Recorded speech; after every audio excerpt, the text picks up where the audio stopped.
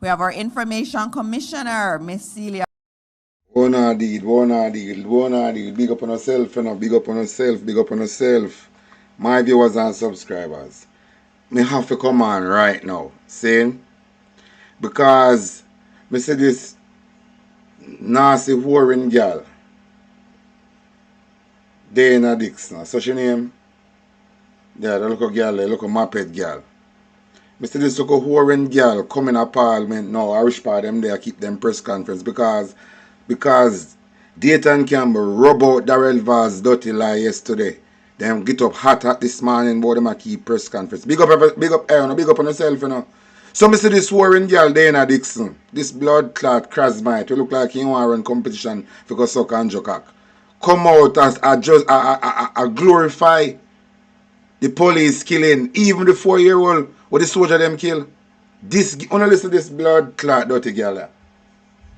Barkley and her team with us. We have Dr. Kevin Brown, President of the University of Technology, here with his team and some students and all of the other supporting staff members, students from the University of Technology. We also have members of the Youth Advisory Council here, members of the media who are always so faithfully here, Jamaicans watching at home and abroad. Good morning to you again.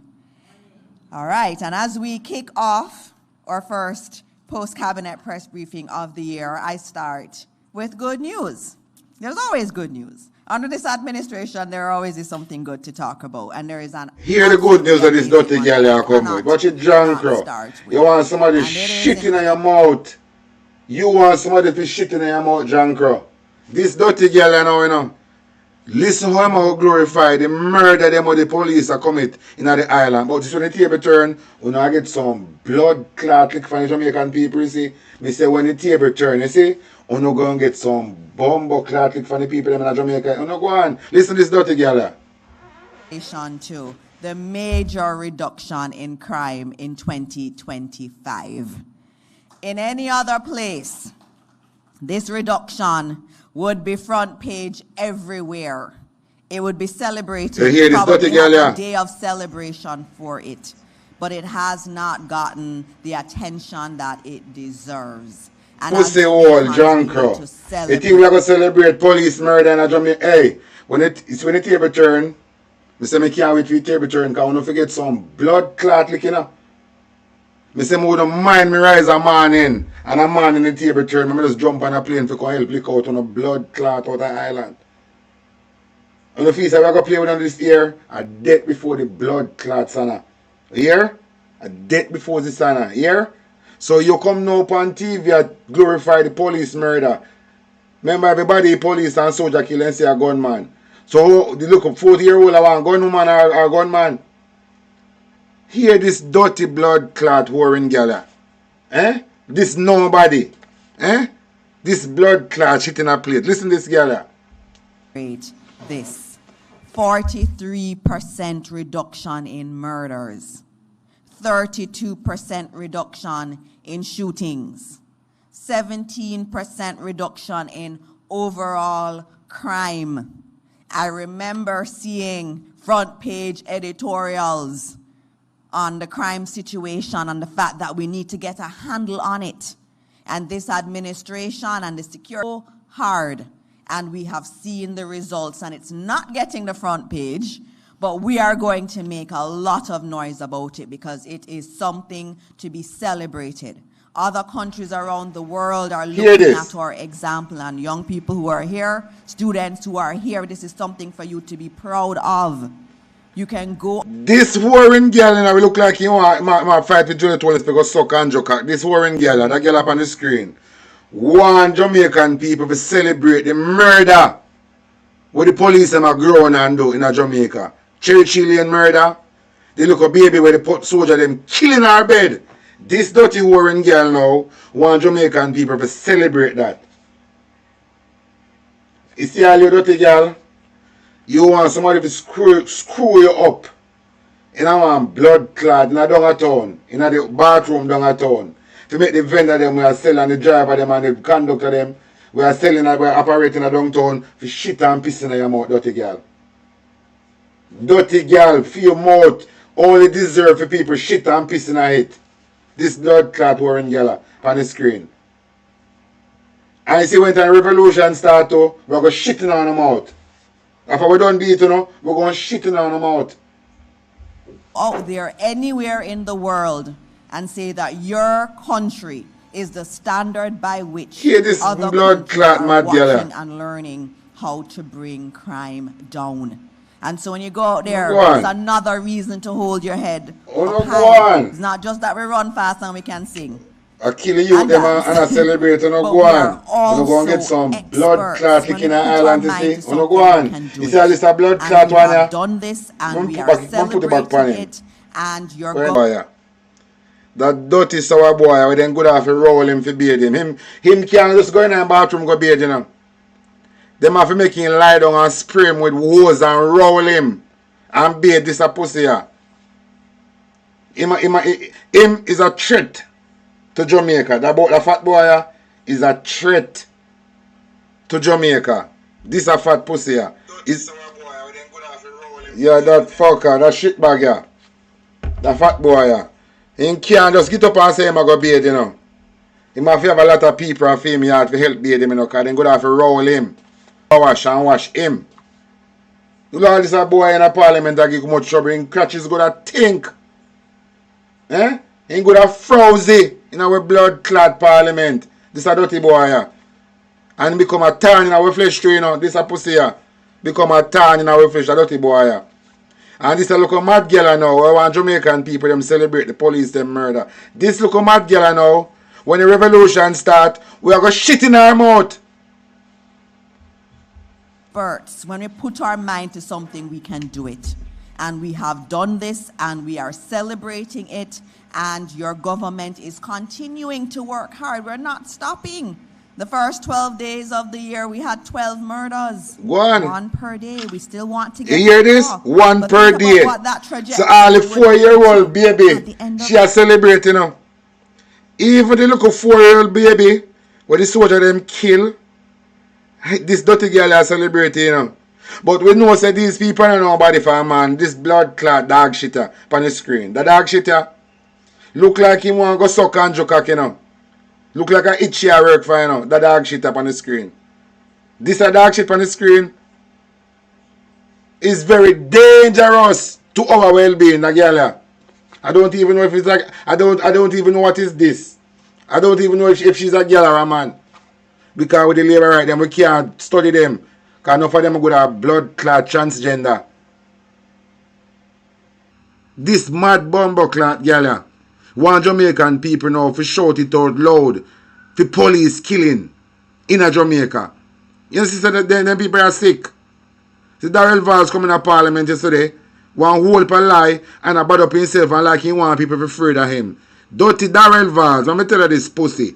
Nobody not afraid of you. If you think this is the 80s, if you think this is not the time of Diane Smith, if Dirty Darrell Valls think this is the time of not the era of Diane Smith, you better wheel and come a blood clot again.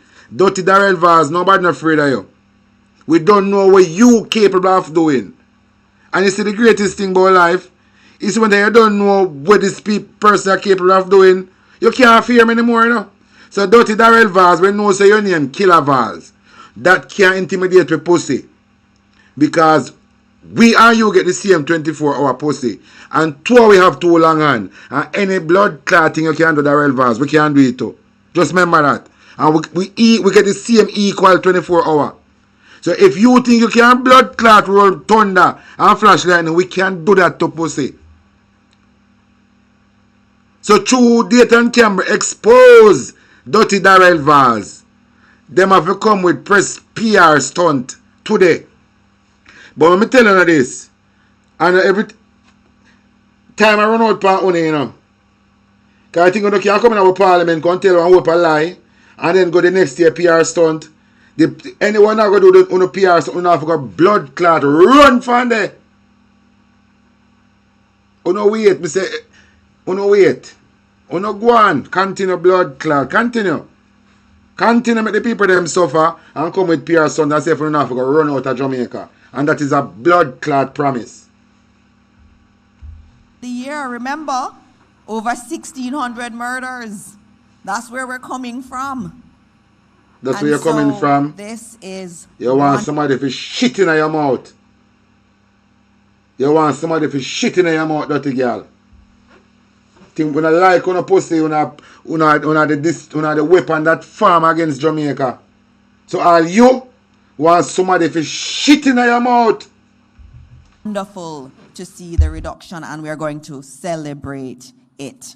I was going to also talk about school resumption and some other things, but I'm going to get straight into the presentations this morning. And first up, we are going to have the Honorable Colonel Charles Jr., who is going to give you some critical updates. But you're going to hear a lot more from him this week. This is his week. This is your week, and you'll know tomorrow why it's his week.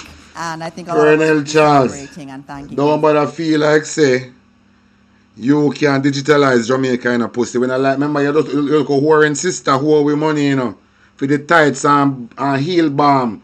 When you go use the taxpayer money by, you know. You dirty whoring sister, Michelle Charles. Remember say that girl thief taxpayer money and buy tights and all type of things, you know. And we're going to need it back. For the work of his team, and they've worked really hard. And so I want to welcome the Honorable Colonel Charles Jr. Honorable Colonel Charles Jr. Thank you, Minister. I'm going to go and see what the blood clot take place in that. Minister, for brightening up our 2026 and welcoming the entire country to our post-cab press briefing, and also for the consistency in communication to the country.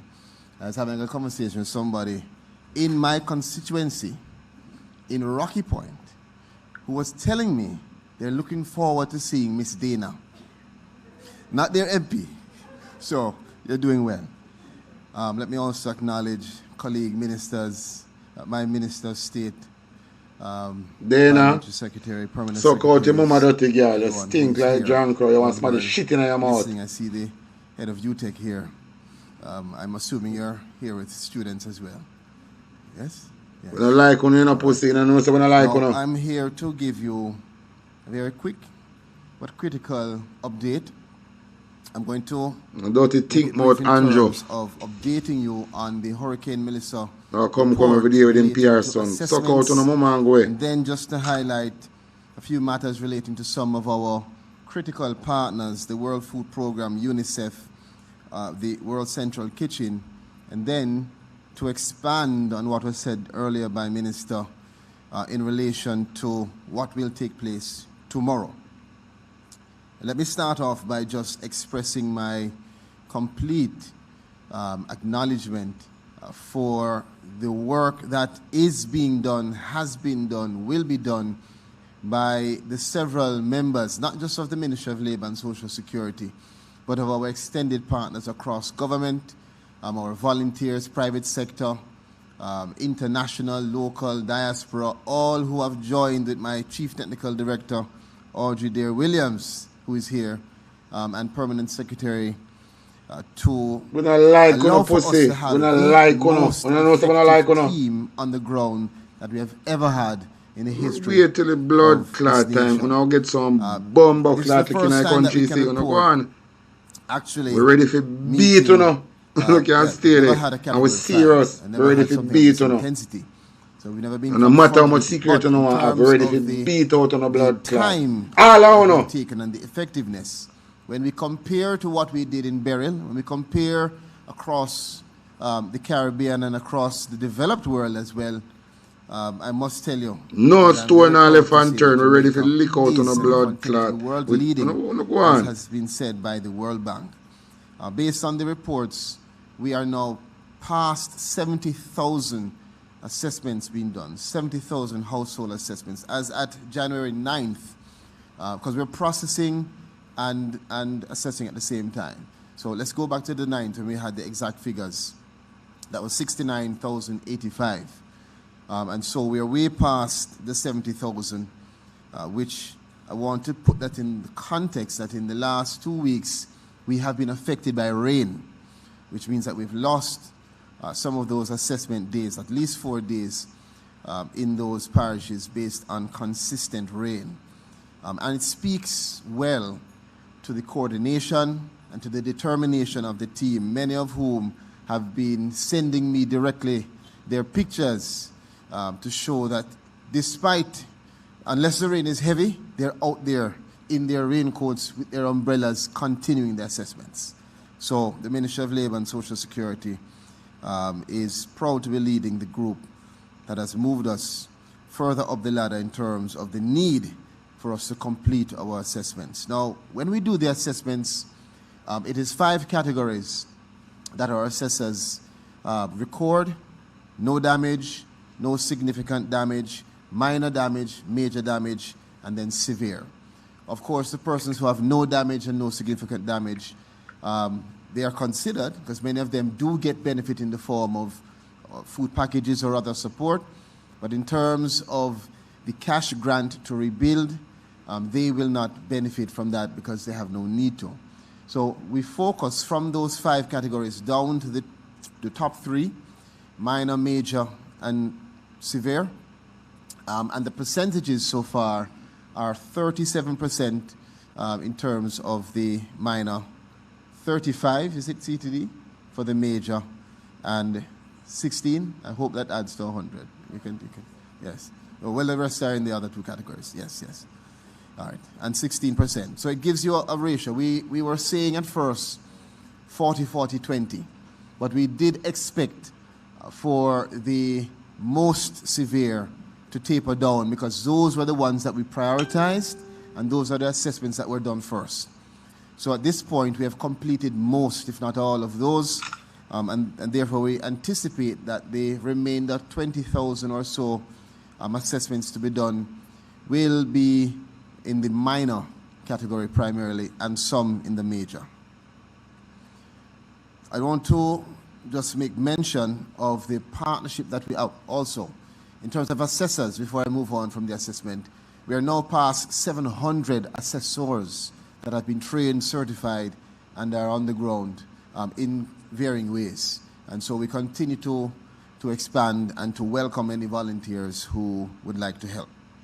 No blood clot body now go volunteer. Nothing for the support Food Program has a food assistance, cash support, and national volunteer initiative, and they have been our strong partners way before Hurricane Melissa. In Hurricane Beryl, we benefited from their support in terms of cash grants that were coupled with the Rebuild Jamaica grants that were given out. And we want to acknowledge them for their strong support. They also assisted us in terms of upgrading our JH Diner Lite form, which is the digital form that we use now to collect the data that our assessors are using with the devices. That allows us to have the real-time uploads. And I want to just advise the country that they have completed their in-kind food distribution phase. And as at the 8th of January 2026, approximately 98,000 food kits were distributed from the World Food Program. I think that deserves a clap. Yes. And I want to tell you, nearly 6 million meals from the World Central Kitchen and reaching more than 130,000. So this Bridget come up on both World Health Central Kitchen. Severely impacted. World Health Central Kitchen will only shut down. It come up on both boat in a parliament pussy. World Health Central Kitchen will come in a peer, will come in a press conference to talk about. And a boast about with Sean Paul though. Me say, uno for make we beat these pussy. Uno for make we beat them. I'm serious, these politicians get beaten. And we beat them and hand over them to Donald Trump. Donald Trump lock up them bumbuck lad. We fi beat them. These Labour right politicians, them forget beaten. When we done beat them, we call Donald Trump for come for them. We fi just gang them and beat them when they come in at the constituency. We fi beat them. We fi make these politicians, these Labour right politicians, only can go run Jamaica in a helicopter. Can't blood clot land. And so we deal with these pussy here. We fi make them can't land nowhere in Jamaica. We fi make them can't blood clot land. No, them have to just fly around the island like a bird. And so if we deal with this pussy here. They if you fly out of their house, then if you have a helipad on their house stop. And I saw them have a blood clot left their house and going back. Pan the helipad, then if you come, we don't see this pussy in the road and they don't get beaten. A helicopter will make them have a blood clot take for them personal vehicle. All of them have to have helicopter and helipad pan their house stop. I saw if we deal with them. Now I'm shopping, we don't make them a pussy account shopping.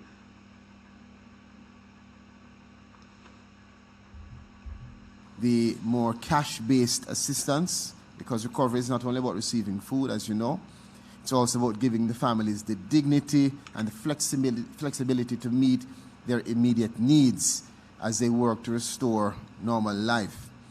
So the World Food Program, who has been one of our major members of the Humanitarian Assistance Committee, launched in December 18th to be exact, their partnership with the ministry, where 10,047 persons have benefited so far.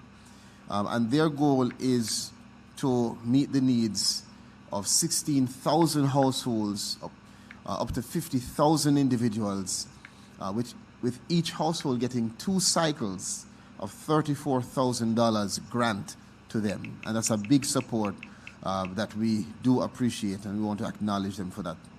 Of course, they use our assessment list as the basis upon which they choose the beneficiaries, and many of the other partners rely on the Ministry of Labour and Social Security's assessments to determine who they will target in terms of persons who have vulnerabilities. And for the World Food Program, they target the senior citizens. I like them a batty boy. I don't like when in a pussy. And of course, families that are in we need. hate to in a batty boy. This think a joke. When I like through no, infrastructure, including one of the national agent networks that we have, one of the remittance agents.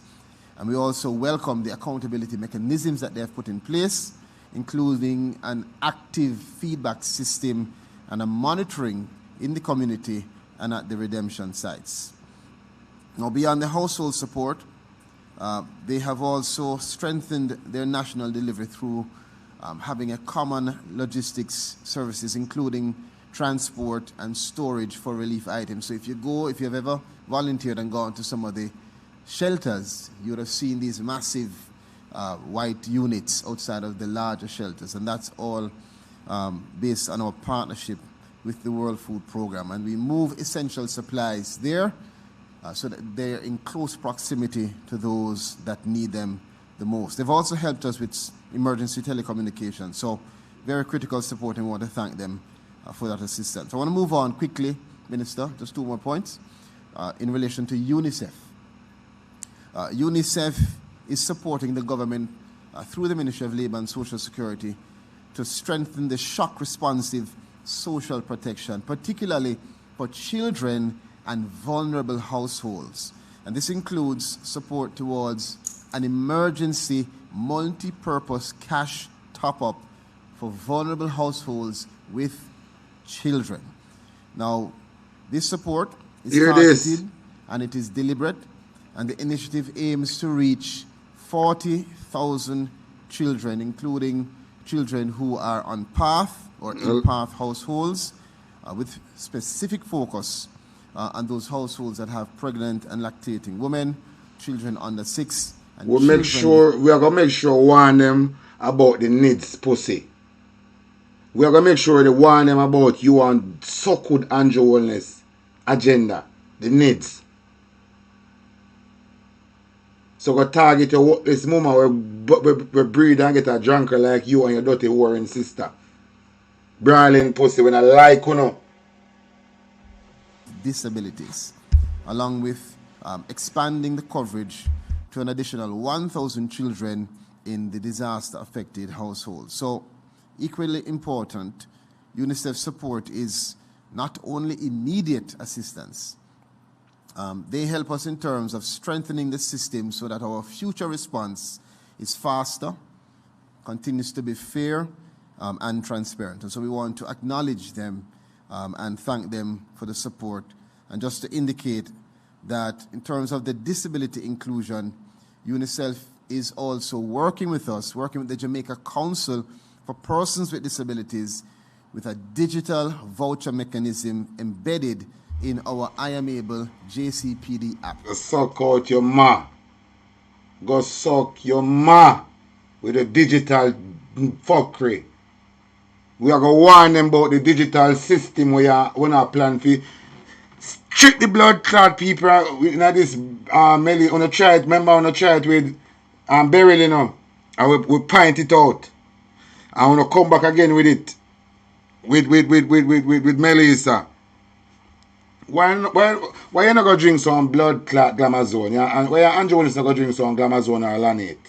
Why Andrew is not going to drink one glass of Glamazone or Lamate? Why you and Andrew is not going to drink one glass of Glamazone or Lanate? Or Run Up? Why you not going to drink some Glamazone or Run Up or Lanate? We not like so no pussy. We hate to know. One is a blood clot. One are the weapon we farm against Jamaica and the people them. You think let me tell you something. When the people them find out, so we put them in this digital system, we get some blood clot, like you see. We don't think no security and no police can tap on the and get lick in Jamaica. Me talk to uno local blood clot MP.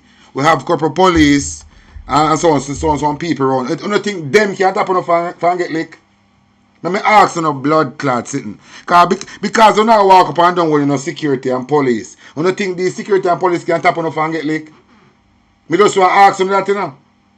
Because sometimes people make up their mind, anything and anything, you know. So you don't go on like you don't think no bodyguard when I walk up with up and down through Jamaica. Can't stop on the and get licking on the face. You don't get licked on the wake. You never know. So you continue and feel like so security team can stop on the and get licking on the face. You continue and feel like no security we don't have can stop on and get discipline in our island. You go on. So we're modernizing the processes and allowing you modernize them worthless mama. You breathe and get a drunk like you and you dirty worrying sister. Our children with disabilities and their families, and there is of course the potential to scale this up to go modernize the worthless man. We get a drunk like you. Wind down by referring to what the minister had indicated in terms of what's happening tomorrow. So tomorrow, the Prime Minister will lead in our Prime Minister when you have shit, which Prime Minister? Recovery. Give a fuck about Prime Minister, which we have Prime Minister? Never heard of it. Suck out your mango about Prime Minister. Which Prime Minister? Another acronym. We have Prime Minister of Jamaica? Yes. We have no Prime Minister down there? Recovery program. Something must be wrong with it. Which blood clot prime? We have Prime Minister? Program for all of the components relating to the provision of support for the impacted households in terms of their restoration, particular to the reconstruction and to rehabilitation. And you're going to hear more tomorrow. I be a talk them up. If we just get serious and just go look for them and beat them. Because from Beryl, from Melissa come last year until now, I still talk them attack. Then go in a parliament and go talk. Then they go keep PR's press conference and talk. If we beat them, you know. It's been too long we have hold off and I want to beat them. Whether they want to have security around them yes or no, we fi beat them. Now is the time to beat them. I make them know so whether they want to power with police, guardsman, Atlas, whatever you want to power with. You can't do your work, keep up corruption, and you go hide behind a security team. You go get on your ass, boss. Me I tell you again, no fucking public servant in Jamaica I go keep up corruption and hide behind a security team. It not gonna work. This is new year. You not get beaten and we serious. With or without no security. At this reach now, you know. You know so what happened to that blood clot. I will speak, Prime Minister will speak, and of course... We don't hear nothing from so good Andrew. Tell Andrew to go declare him blood clot asset and come back. We don't hear nothing from that batty boy. To providing so called him and going. Nothing we don't hear from him. following Hurricane Melissa. But Prime Minister, which blood clot Prime Minister Andrew? Because so go to him and go and go declaring asset. Minister, if you'd allow me, just to place on record the government's sincere thanks. Blood clot, Prime Minister. I don't know. Yes. I don't know. Well, I know that thief for Buchanan seat and I spend a whole lot of money for sabotage. You know, suck out on a moment we have no Prime Minister in Jamaica. Which Prime Minister? We have no Prime Minister. And nobody will operate like no Prime Minister, don't can't give me no check. Suck your ma. And go win a seat and come talk to me, pussy. That has been when you win a seat to come talk to me, until then go suck out your mama and go try win a seat. Helped in terms of meeting the immediate needs in communities that were under pressure. And we want to tell them that we appreciate their partnership. I know the Prime Minister does.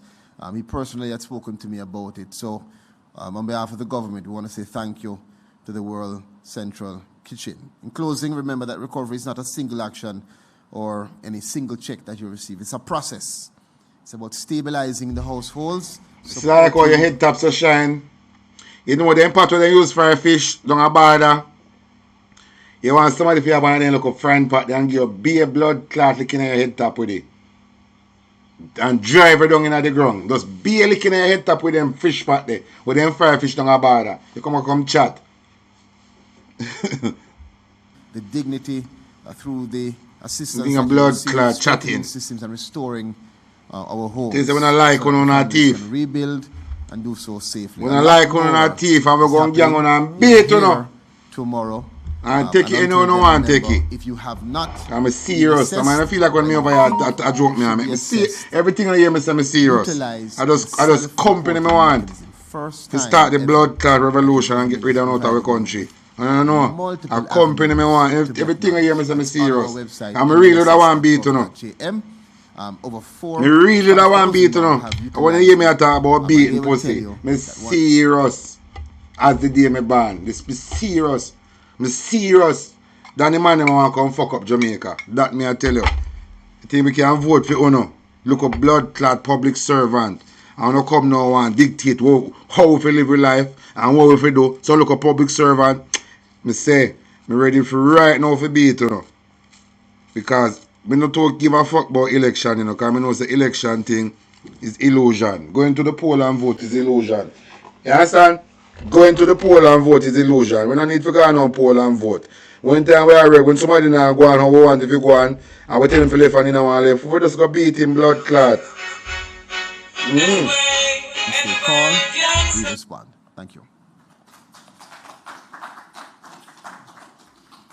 Thank you very much, Minister. And of course, I have to congratulate you on your work. I know you didn't have much of a Christmas holiday, and your team, I know you were meeting with the Prime Minister quite a lot over the holiday, working through the details of this shelter recovery program. And I want to thank you. I want to thank the entire team. I know it was not easy. All the assistants that have been out there in we're going to shit in your mouth, Janko. We going to shit in your mouth. Throughout the holiday. Because I don't know what shit in your mouth now. Because be a shitty chat, so it look like you like chat shit. So we're going to use your mouth as toilet, as Jamaica public toilet. This girl on the screen, we're going to use her mouth for Jamaica public toilet. Because I don't know what I don't know which name of shit in her mouth, you know. Because when she open her mouth, a beer, shit come out of it. So it look like this is a walking toilet. So we're going to shit in her, we're continue shit in her fear mouth. That girl up on the screen. We're going to continue shit in her this mouth. Holiday, we thank you. And you know, there's so many times that I hear, you know, there are all these other people who are doing all this work in Jamaica. It's not the government. Man, my grandmother raised me, you know. But really, Pamela, my grandmother raised me. All of that work. And you listen to this girl wicked. You heard about our children with disabilities getting access. It's no like children. Delroy Chuka keep in rape a friend them secret. Remember the last baby we get raped in a Babsy Grange constituency. And it's a boy who rape one baby and get locked up. And because raping thing give Delroy Chuka in local kicks. In keep the raper man secret and give this boy a rape baby bail. If you come back out, come rape and murder one little girl and stuff her in a one fridge or one barrel. And now these shitbag come and talk about baby like them care about baby. How much baby I get missing in the island? If you don't care about baby, you would have recovered even one already. Eh? Baby them disappear out of Jamaica without a trace to bumbo clot. And these people are going to talk about baby and disability. And Mark Golding father care about people with disability. And Mark Golding also care about people with disability. So only just come and pick up flux. Look on the drunk up on the screen. Look on his face. Look on the drunk up on the screen. This is a genetic modified drunkard. This is a genetic modified drunkard. As she, Zara Burton did not talk say, the government for employ for going to out the dead carcass them in Westmoreland. See her? She pitch. And for she open her mouth from be a blood clot, maggot, and be a things that come out her mouth. See the blood clot genetic modified drunkard here? Where Zara Burton did say government for getting more junker in the island for going to have me dead carcass in Westmoreland. See the blood clot junker here. And for this junker going to have me dead carcass in Westmoreland, he come and pollute the whole of the blood clot social media space with our disease. We are come out our mouth. Because of the work of our Minister of Labour and Social Security and his team, that we have an app that has all of them in there, and that they can be easily reached. And so when someone is coming in and wants to work with that group, we're able to say, here, this is how you can access them. When we talk about... Bumbo clot! Look pan her beard. Wanna look pan her beard. Look pan her beard. Look pan the man with them have to roll and wash him with power wash. This drunker here. Look pan the man with them have to beard, them have to roll. A shovel them have to use, you know. Make him lie down and use one shovel and roll him. I mean, you know when some of them use and dig fence post, fence hole, like wire fence, the thing where them use and dig out the hole, you have to price that on a bumbo clot and price him up so for beard him, you know.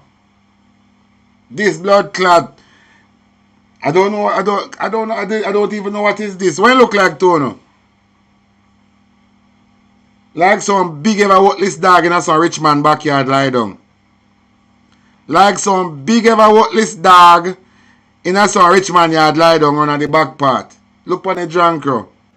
In our parliament with the most. Look at the like of this piece of shit bag here. When even can be it good. Eh? Look at the likes at this here. When even can be it good. In our bumbo clad parliament. Eh? Look. Just look how this guy look. Eh? Look how he look.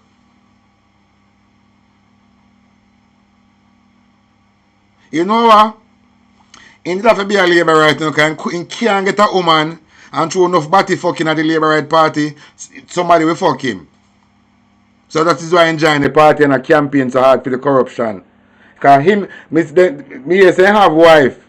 But that wife that does for the cover, the photo cover, album cover. It is not genuine. Him can't get a deed. No blood clad sensible Jamaican woman don't want this here. You have to be a white woman. No Jamaican woman now walk around this sitting here. And I don't know discrimination, that's the true because I know Jamaican woman stay. No Jamaican woman now take up this man here. Because first thing, he might go mash up the bed. And first thing, he now going to make the bed look nice when he put up. Because one side going to look like hammock. And one next side going to look like Mount Everest. High gone up so in the sky. So no sensible woman now carry this man come out of the house to mash up the furniture. Because him can't sit down and set to a floor and have to sit down. Him can't be in a bathroom out a door and have to cast and look a place to rub. Just pay off and look a place and know say that's where him go bed. So he did have to join the Labour Right Party because over the body fuck. Because he not getting no girl. See? So the time when this a guy here in a parliament within one bag of blood clot lie, he go figure out one way how to bathe in dirty sour self. If he go figure out one way how to go washing crutches. Because right now the backside company is supposed to can do mining and a film crutches. Because he can't see another for wash it. So the time they want to dig up Jamaica for backside, why Andrew wants to make the backside company go mine for him? Why they not go mine the daughter for this boy? Why the backside company with Dalco one of them don't go mine backside for him? Because remember, you know, him can't wash film catches, you know. Just imagine the amount of blood clot dirt get up under this man catches. But in our parliament have the most ranking chat. Eh? Have the most ranking chat in our parliament and can't be it good. Him can't be it. Catches good at think.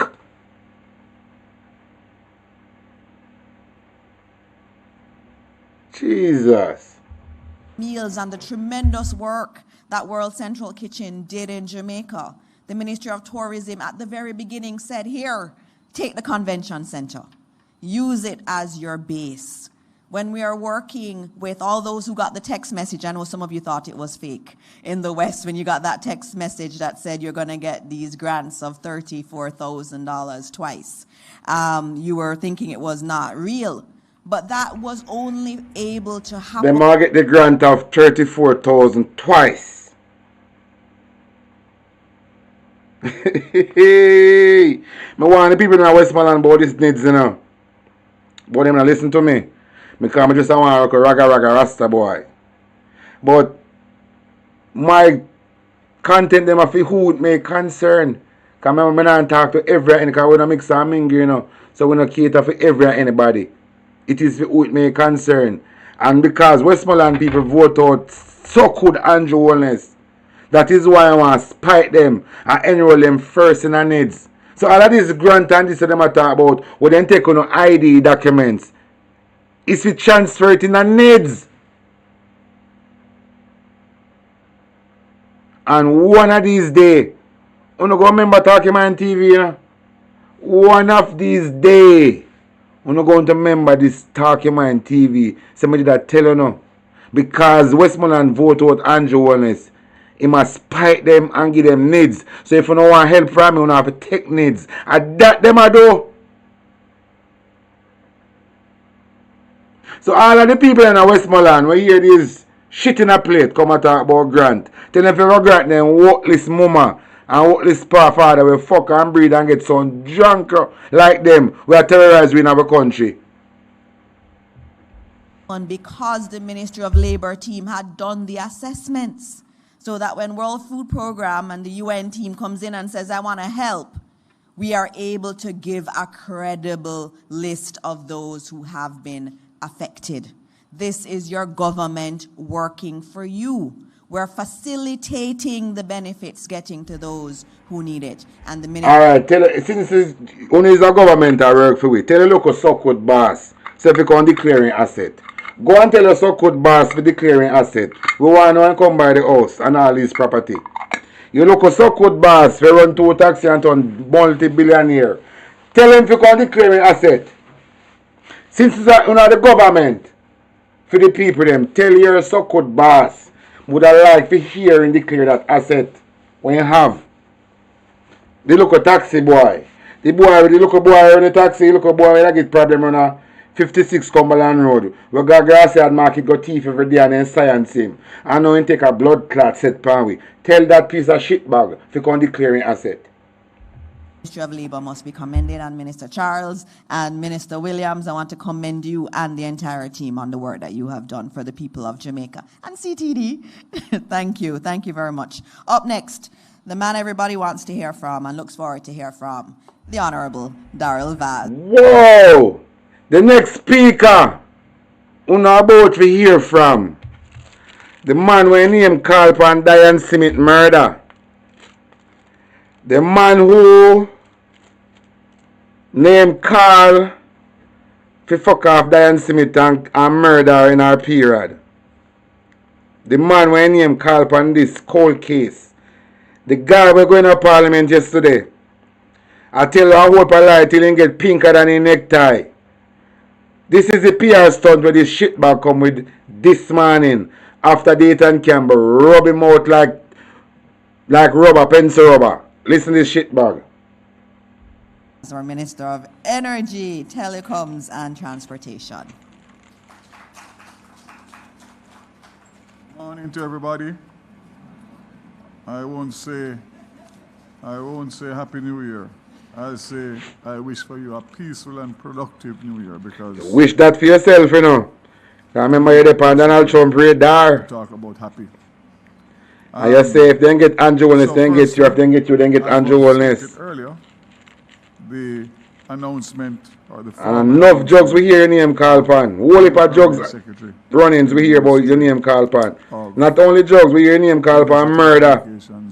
And Transport Permanent Secretary Kedisha Campbell Rochester, who takes office this morning on the 14th of January.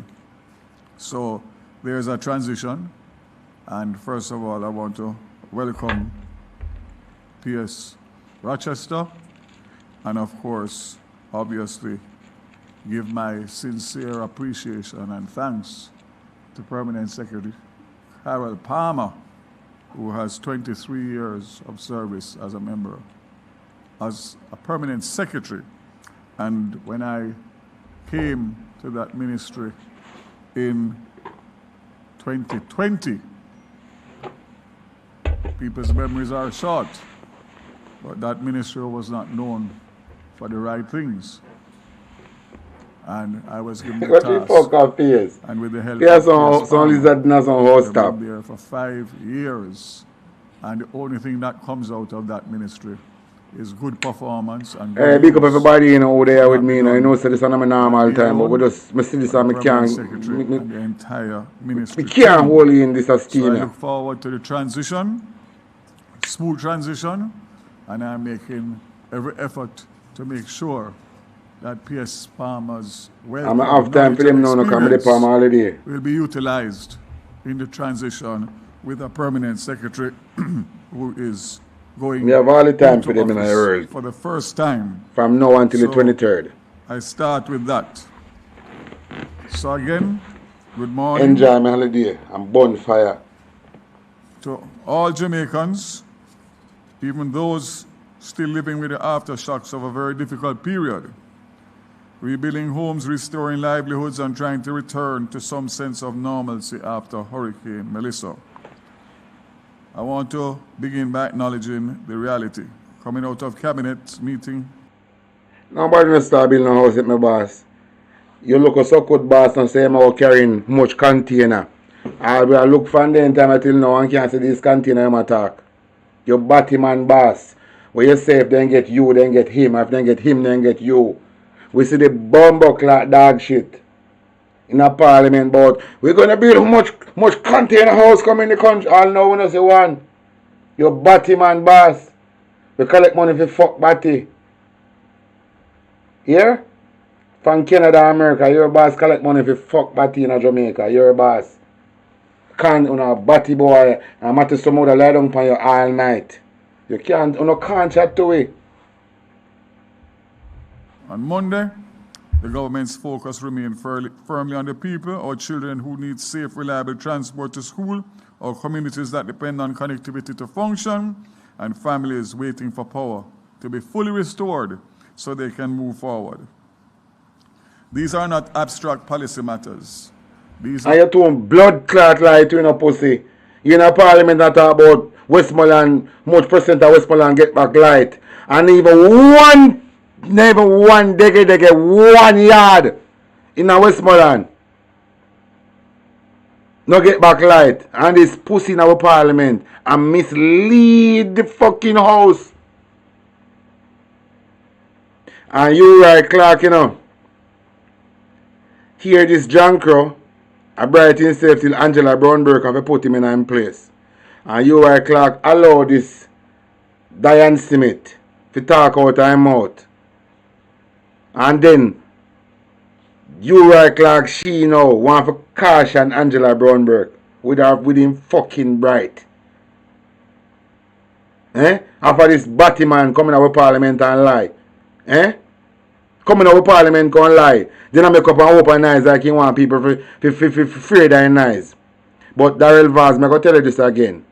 In the time when Diane Smith dead, you did a bad boy, but this time around, your bone can't set back. Just know that. Your bone can't set back. And remember you love ride bike. Remember you love ride bike and remember your bone can't set back. So you be blood clot careful.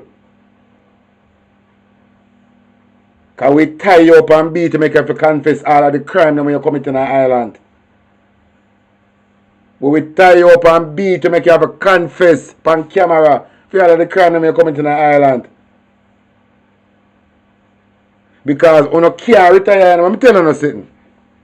You see, MP them in the Labour Right Party who deeply in a corruption, this is a promise. You will never retire and go live happily ever after from you involved in a corruption. You mark it on the calendar this morning. Every MP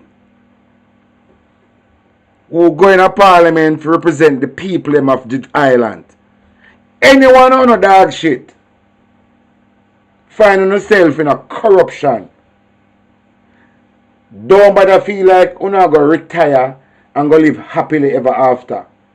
Because even when the justice system free, we the citizens of Jamaica now go free, So you have to try to go to Turkey or go to some next place and go put iron on your head back. Because we know the justice system is set up and money run things in Jamaica. We will never allow no politician in Jamaica to rob and rape the island and go retire happy ever. It will never happen. And it is a promise. Affect daily lives and opportunities. So today I'll give you an update as to where we are with restoration. And I will start with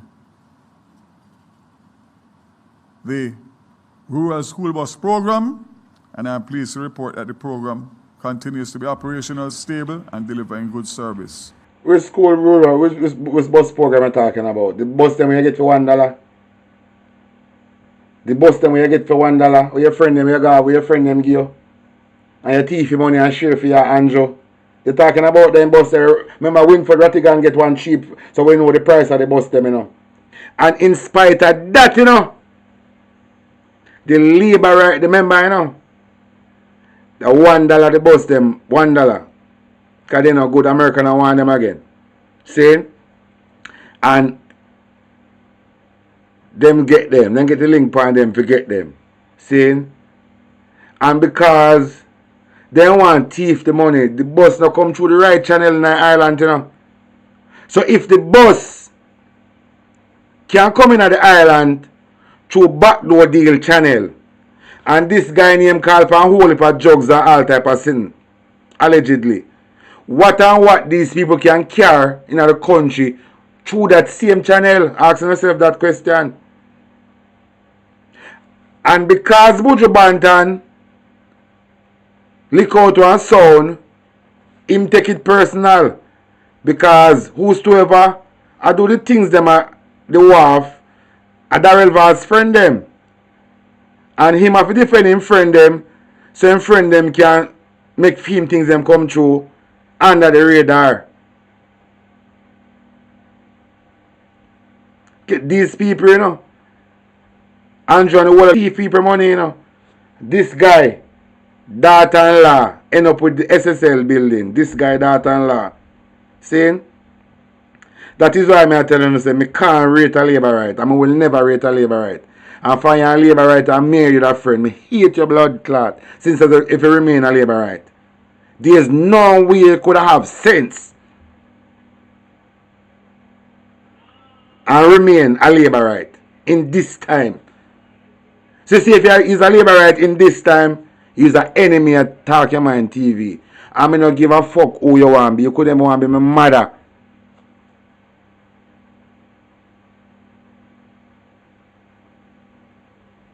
Me draw the line.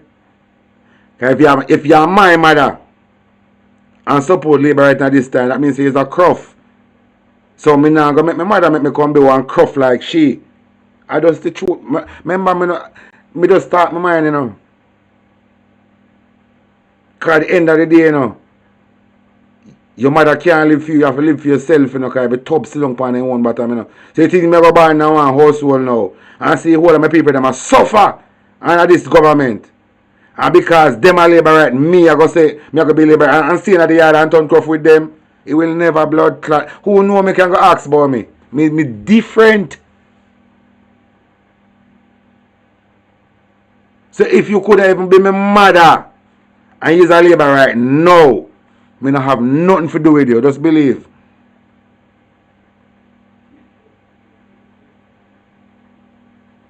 Because what affect the country now, you don't have nothing to do with it if you're a labor right or you're a PNP, you know. Whatever I go affect the country now, it don't ask color. It don't ask which party you support. And this is the thing when I can't believe say the people them on the island can't say that. When time bread raise, it raise for everybody. When taxi fare raise, it raise for everybody.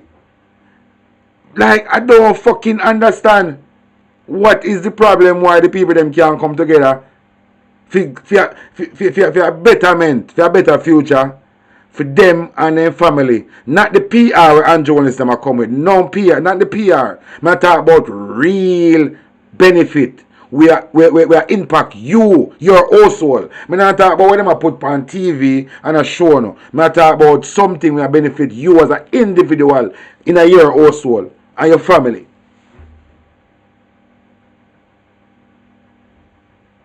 Jesus. Look how the government deal with the people them in the storm. Saying, remember, everybody a suffer, Labour Right and PNP. And not even this storm is not an eye-opener for the people them on the island. Saying, so it look like Andrew Wallace now, I forgot make him bridging, bring back harp coming out the Caribbean Sea, and flood Kingston when me hear talk about that other hurricane. Because this is my conclusion. I can be wrong. But based on what I see happening at the island, it look like if it not happen to you, you now go get on board and do the right thing. So I honestly feel like say, would I like Jamaica for rubber down, make everybody depend on one level. So everybody have the same problem. It's so now you know. But based on what happened now, I think of the only solution. Everybody have to depend on one level fee, everybody depend on one accord. That's how I see it. It come like everybody have a flood out, including these rich people and the artists them. It come like everybody house have a flood out, and what landslide, what gargoyle, we gotta see, and everybody homeless, and everybody hungry. Might be the only way we can unite. So it come like, as me I say, me just attack my mind. It come to me, it feel like say, based on what destruction of the kitchen export island, in order for everybody to on one level. Because when everybody on one level, they are going to have one blood clot, they are going to have one motive. You understand? So I feel like say, the next disaster will come mash up the other side of the island. Because all of these development when them talk about, they not benefit the people them said can blood clot mash up and go away. But anything at all to unite back the people, whether disaster, flood or anything, I'm done with that. Because we want unity in at this time. Because if Donald Trump go say, if these people can go on one boat and go Greenland 400 or 500 years ago, it doesn't mean that they own the land. That is dangerous. So with all of these gold and all of these minerals in Jamaica and this new oil finding, are the same way I'm going to look upon Jamaica? Not because they tell one lie, say 400 years of slavery and this and that. He must say that means that we don't own the land of Jamaica. Because we're good for the goose, good for the gander. And the people them have to start see. They have to start incorporate geopolitics and the local politics in the country. Because it connect. It connect. It connect.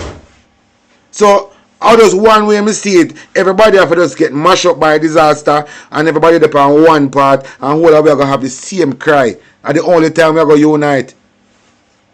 What go on, my son? Look at my gloves. Your gloves? Yes. It's outside super cold. My gloves not cold. The gloves is not cold. Yes, it's not. Okay. Because somebody's trying to steal my gloves. Cause can you push me? Somebody push you? Yeah, can you say this is my glove? No, I got push it. Okay. You tell the teacher. Okay, good job. Someone push him. He pushed them. Okay. Can you say you gotta turn them off though? Okay, good job. He was the one that pushed him first. Okay. He tried to take his gloves instead. Okay, Papa. You stand up for your stuff. Yeah, but I know how to put on my gloves. Okay, give me hot five. Good job. Go and take off your clothes.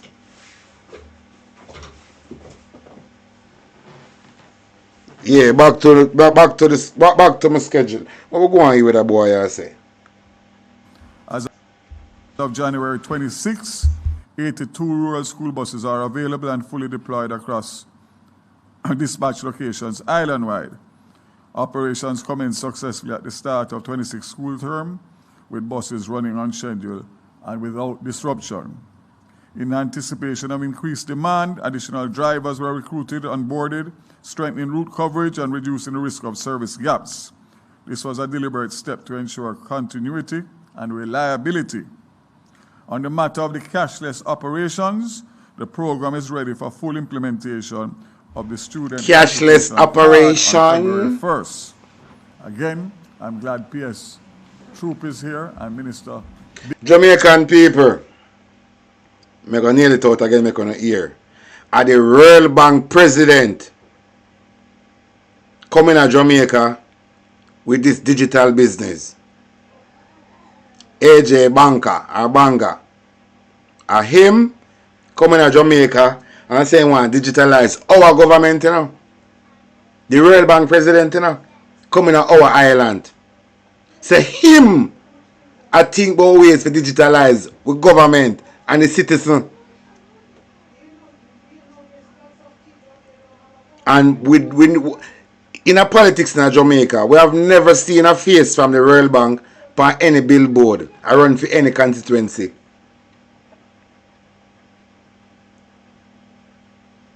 So, I just saw the people don't think like how me I think, you know.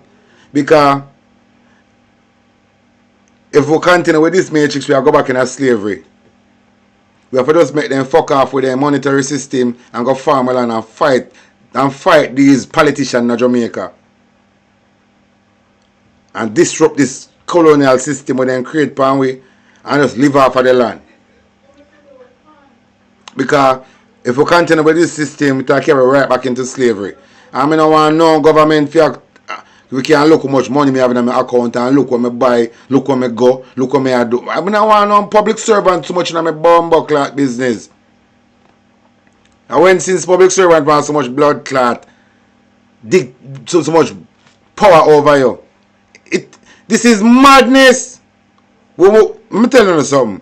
Under no circumstances we will give public servant these leverage over we. Yankee we are deal with. Under no circumstances we must give public servant this power over our life. It must never be. For that we destroy this fuckery system when they impose power in our country and we live off of the blood clot land and make them deal with them money. And if they want back them visa we get back to and just live off of a blood clot land, farm it up and live free.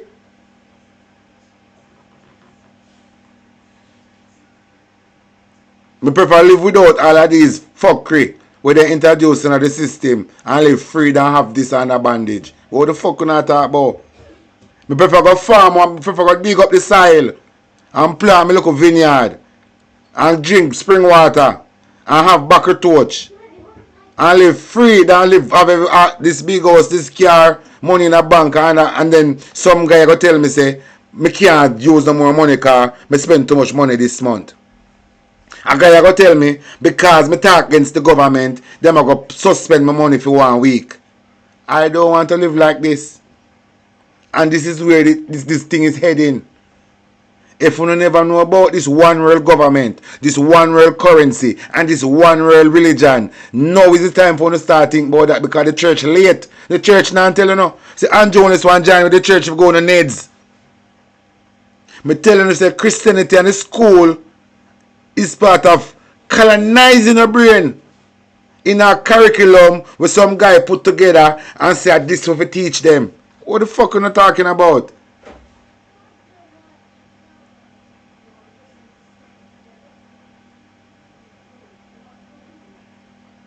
Everything we want to go learn at school is somebody's way of doing things. In a school, if you use a brain, they mark it wrong. You have to do what they say and you get a sticky. Try use a brain and do something different from what them teach us if you don't put it wrong. And then you say you get an education. You don't get an education. You've been programmed to think like this, to do things like this. And the church now make you comply. Because the church say if you obey your leader, but your leader want jankro, or your leader I want gay, or your leader I want terrorist, the church say if you obey your leader.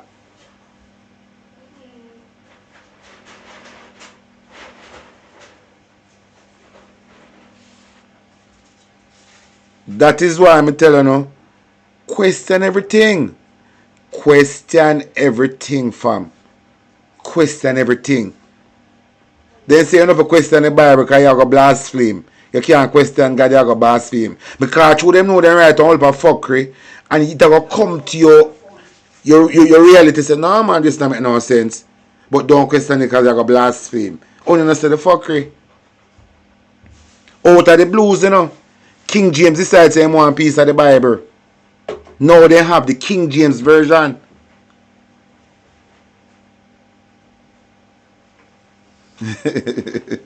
Yo, you have to use your brain. I have common. You have a thing named common sense, but it's not common. This thing named common sense, it is not common. Blood clot. Common sense is not common. So I don't know why I give common sense. It is not common. Dixon and Crawford and Morgan, I want to take the opportunity to encourage parents and students who have not yet signed up for their student transportation card to do so now, as the drivers will not be accepting cash and it becomes effective February 1st. Again, you may visit JUTC or your Ministry of Education websites or social media pages for the link to complete the registration form. Unfortunately, from September, we have been offering free service as introductory, and then of course with Melissa, and now we are into a new year and it is unsustainable. So I want to make it very clear that come February 1st, if you do not have a student card and you have not topped up your student card to pay the subsidized fare of $50, you will be going back to the old system of paying $300 to $600 a day and going through the trauma of competing with the adults for transportation. So it is both cost effective for you to get the card, safer for your children to travel that way, and more convenient. So again, the warning has been sounded. Come February 1st, students who no school bus system, no fair charge, no picking no money for going to school. Darrell Vaz are going to make the money off of the bus. Because we already pay tax, we can't finance these things. They're not supposed to get so much money for them blood clot pay. The school bus system will be free. The people them for walk on and walk off because we pay tax in the country for these things. So we can't pay tax, buy the school bus, and then now We have to give them fear to take the school bus. We can't pay fee 2 times. Him said them have to have student card. If they not register, And they can't go this school bus system, because the government want to put the future generation in a needs. The government, but let me tell you something, you know. Then it say nothing about needs and nothing about that. But if they treat the people them and put them in a needs, you know, if you go runway, you know, it's gonna be war. It's gonna be war, you know. And if you know things that the police and soldier can help, you know eat rice and later night time and go dream and get nightmare. You know go near white rice later night and go lie down and sleep make you go on a nightmare. Because you must blood clot a dream. If you know things so you can put the future generation, Jamaica, under slavery again. So all of these pitney now, we're in at 7, 8, we are go school. By then become 18, 19, 20, them are then controlled by one system outside of Jamaica. We will never allow that to happen to the future of Jamaica. So, we are uno pussy. It's going to be we are uno. This needs we so good Andrew. Want trap the future of Jamaica. And I tell Andrew to talk him on TV, say, in days are number because Donald Trump soon come pluck him out of the island. Bruce Golden done signal we already. So Andrew Wallace depend extra time for Donald Trump. Extra blood clot time. Andrew Wallace depend in the island for Donald Trump. You know, see Juliet Wallace missing. Where they Mr. Juliet Wallace come to England in a blood clot spy kill in a cinema. I say I must some blood clot cult business in her. Must some farmer cult. And that's what we have to do. Now I never see nobody walk in a cinema in a spy kill, but Juliet Wallace have to do it. Track pants and spy kill. I never see that before. Not even my elder people them. Where at the Windrush generation we come live in England. Back in the days when time my grandaunt them come from England, you know. And even them minister dress like that in the 90s. Like how Mr. Juliet Wallace come out in a spy kill and track pants.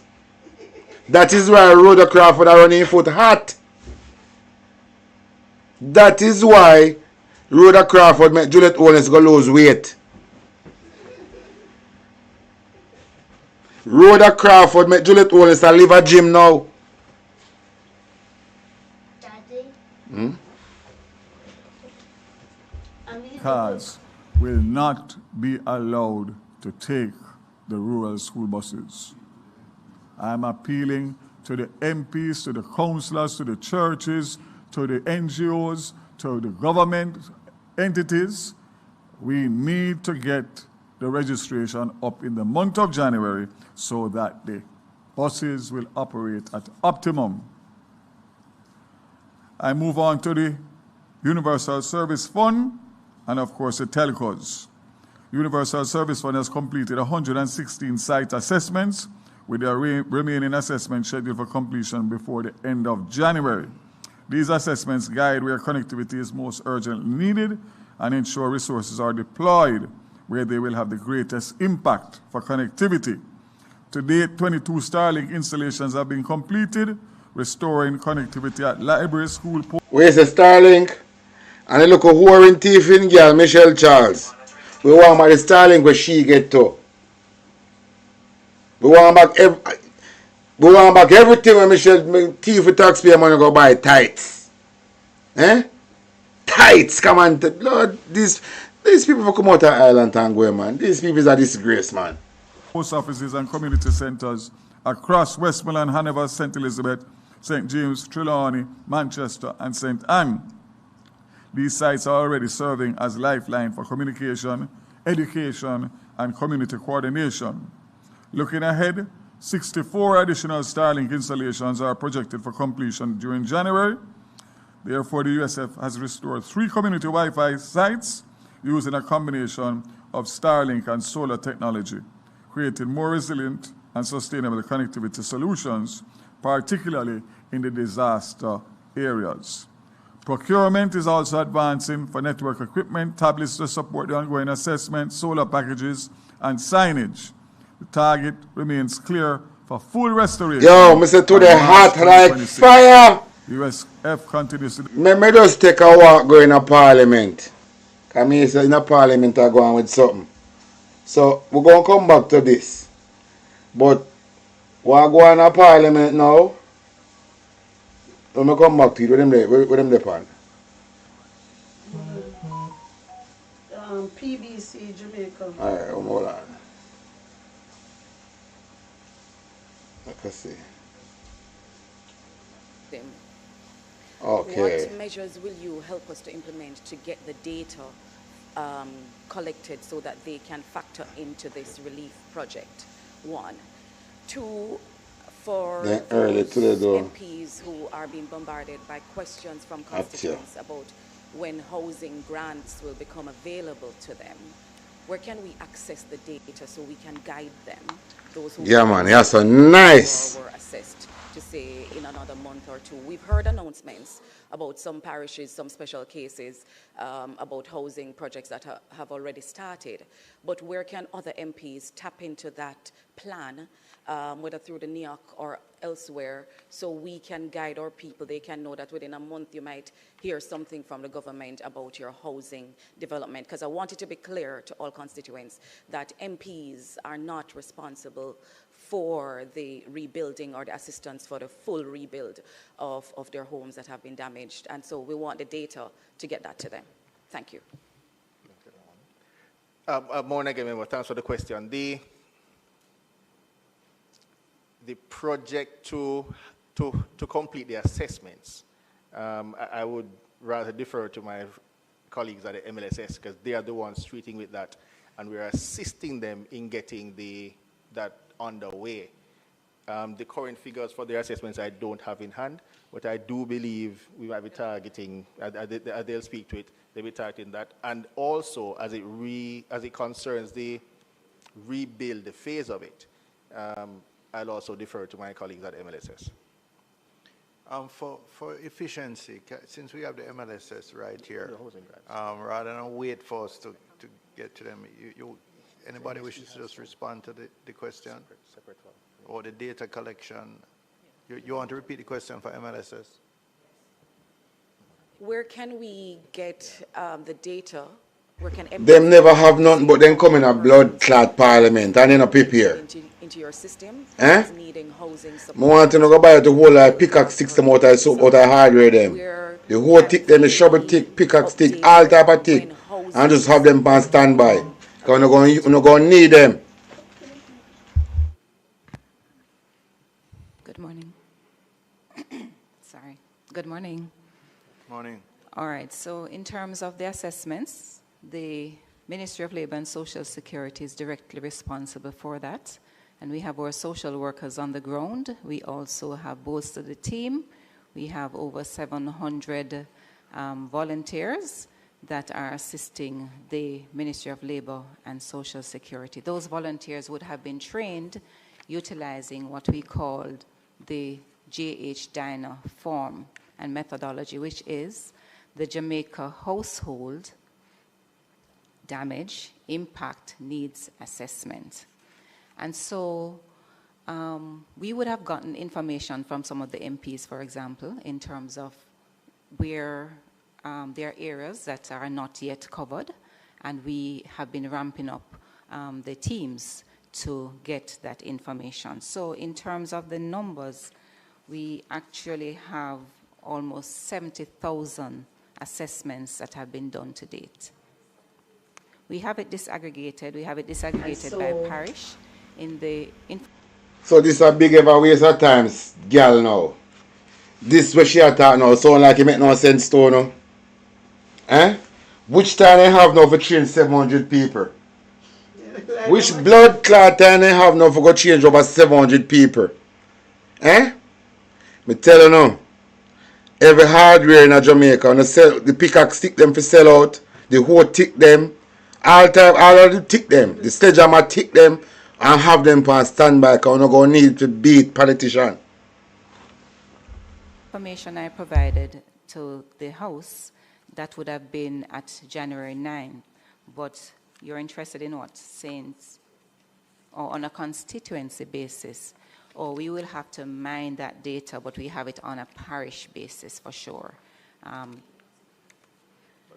No, we have presented it. We have presented it here on a parish basis, but we can provide it from the constituency basis to you all, and by communities as well. Okay. But in addition to that, when you were last here, I think the Ministry of Housing was here as well then. I'm not sure if they're here today. But there was a concern about a duplication and persons, being able to... You know, say I be a fucker then come in the parliament a chat. Game the system, so you know, say a full time now if we take out Andrew out of the parliament. Assured that there will be like a full time now for we take out Andrew out of the parliament. Me say it is time for we take out Andrew Holness out of our parliament. It is Andrew, this area, that area enough to finish and Andrew Holness come out of our parliament, you know. This year enough to finish and the big dirty nose drunk crowd named Andrew Holness must not seen in our parliament, even on the compound. Andrew Holness have to come out of our parliament this year. Whether I want to like yes or no, he have a blood clot come out this year, out of our parliament. And any Labour not like that, we know how water walk got pumpkin belly. Approach. So you'll have persons from the SDC, Poor Relief Department, the ODPEM, the Council, and other Jamaica Red Cross and other volunteer groups that are all part of feeding one database. All feeding into one database. And also that database, as relief is provided to individual names on that or beneficiaries, that is also noted. Okay, so we have not yet started the support in terms of cash grants, if that's what you're saying? No, you haven't started it, but the Ministry of Housing, they have started. So I'm just saying, you need to understand. So we would provide the information to the entities from the database. All right. And they will report back to the ministry. All right. When we reach your ministry substantially, but there's some more questions we have on that. It was Mr. Williams. Thanks, Mr. Chairman, to the team from OPM. Just, I know the JDF has been engaged in roofing repairs, right? And in some cases, they have been engaged with other bilateral partners. Yeah. What I want to ask is, do we have a protocol? Hey, look on feather. Look on whoring feather. Eh? No feather this. Well, a whore out of place. Eh? Have be a girl, I take taxpayer money and mind much girl. No dirty feather this. Eh? Feather. Your prison term loading, you know. Look ahead for your ackee seed. Actually fuck ahead for your ackee seed. Eh? Roofing repairs, just in the event that I'm pretty sure we'll have other hurricanes in the future. But is there a protocol or specifications for roofing repairs? Member, yes, there is. I will admit the nomenclature eludes me now, but the JDF and their partners are building to the correct specifications as agreed. Yes. I think there's two types of repair. There's a sort of emergency, just to kind of put back a cover over persons' heads, versus the sort of more permanent solutions. I think you would be speaking to the more permanent solutions, Commander. So we're speaking now to what we're doing. We're doing them to the standard to ensure that once we put the roofs on, they That's a will permanent solution, rather than just getting a shelter over, taking the rain off of people, so to speak. Indeed. Right. These are permanent solutions Okay. that we are treating with. Thank you. Any other questions for OPM?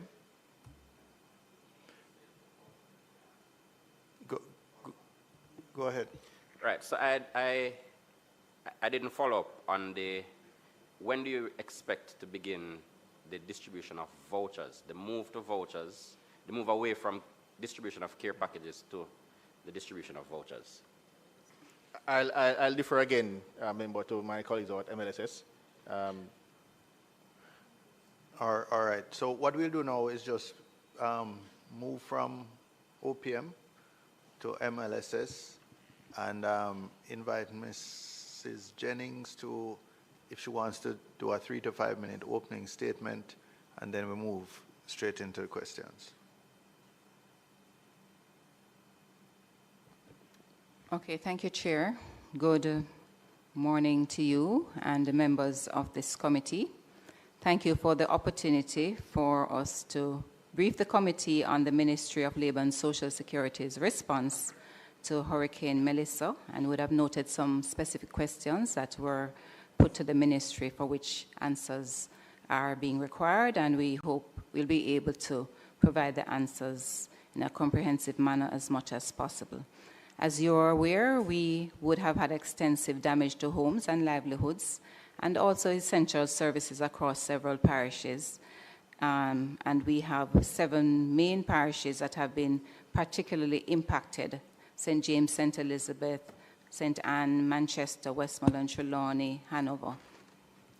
And of course, we have the issue of rural and hard-to-reach communities that would have been impacted significantly, with roof loss, flooding, disruptions, access to basic food and medication, transportation interruptions, and also being constrained by physical access. So island-wide damage assessments are being conducted, and as I indicated earlier, we are using the Jamaica Household Damage Impact and Needs Assessment JH-DINA platform and methodology, which allows us to garner information on the households, and based on the information that has been gathered, we will be able to provide the support. As we know, the Ministry of Labour and Social Security is responsible for providing relief to persons who have been affected by disasters, and we are also responsible for doing the damage assessments. As part of providing relief, we also support the shelters with food. As of January 13, 26, we are close to 70,000 households being assessed, and the actual figure is, let me get the actual figure, 69,000 something. 69,085 households have been assessed to date. So we're close to the 70,000 because we know we have persons on the ground, and we'll be having some uploading even later. And of course, we would have classified the damage in 4 categories. The no damage, level 1, where there is no significant damage. Level 2, I just be a chat, them people are coming to Parliament, come chat, you know. Be a chat. I just like, Andrew is all about just chatting. Just be a fucking chatting. My name blood clot Bigfoot girl. But I want to be speaker house. But first say they are blood clot. Go ahead, the dirty Bigfoot. Told them for your ginger. Damage, level 3 major damage, and level 4 destroyed, totally destroyed, where it is extremely severe. Half of how much month instead of the assessment? All right, eh? so in terms of food security, half of how much month instead of the assessment? They want to assess and give them some blood clot lick. Persons who would have been assess them and beat we them. had indicated in our last appearance here that we would have done some pre-positioning and have some rapid mobilization of resources that would allow us to provide the support to different persons. And we would have utilized a multi-channel approach. We had the ministry providing the direct support to persons, and we would have bolstered that with the support of the Jamaica Defense Force, and we also had other government partners, and we also had persons from the humanitarian group, other actors such as the Jamaica Red Cross, the Food for the Poor, the World Food Program, the World Central Kitchens, and others. We would have procured food item in the amount of 228.3 million, and this comprised 52 million after the hurricane and 52 million for pre-positioning, that's before the hurricane, and 176.3 million post-hurricane expenditure. So we have this coordinated approach will assist us in providing the support. And at this time, we want to register our thanks to our team members on the ground, our social workers who have been working extremely hard, and they have also been battling the weather. We have been impacted by rains for at least 4 or 5 days in some areas, but they still go out to provide the service, but of course that would have hampered our targets. So we would be utilizing the targets that have been given to us by the ODPEM, where there is deemed to be at least 90,000 homes that have been damaged, and that would include damage in different categories. And we are now at 70,000, as I had indicated.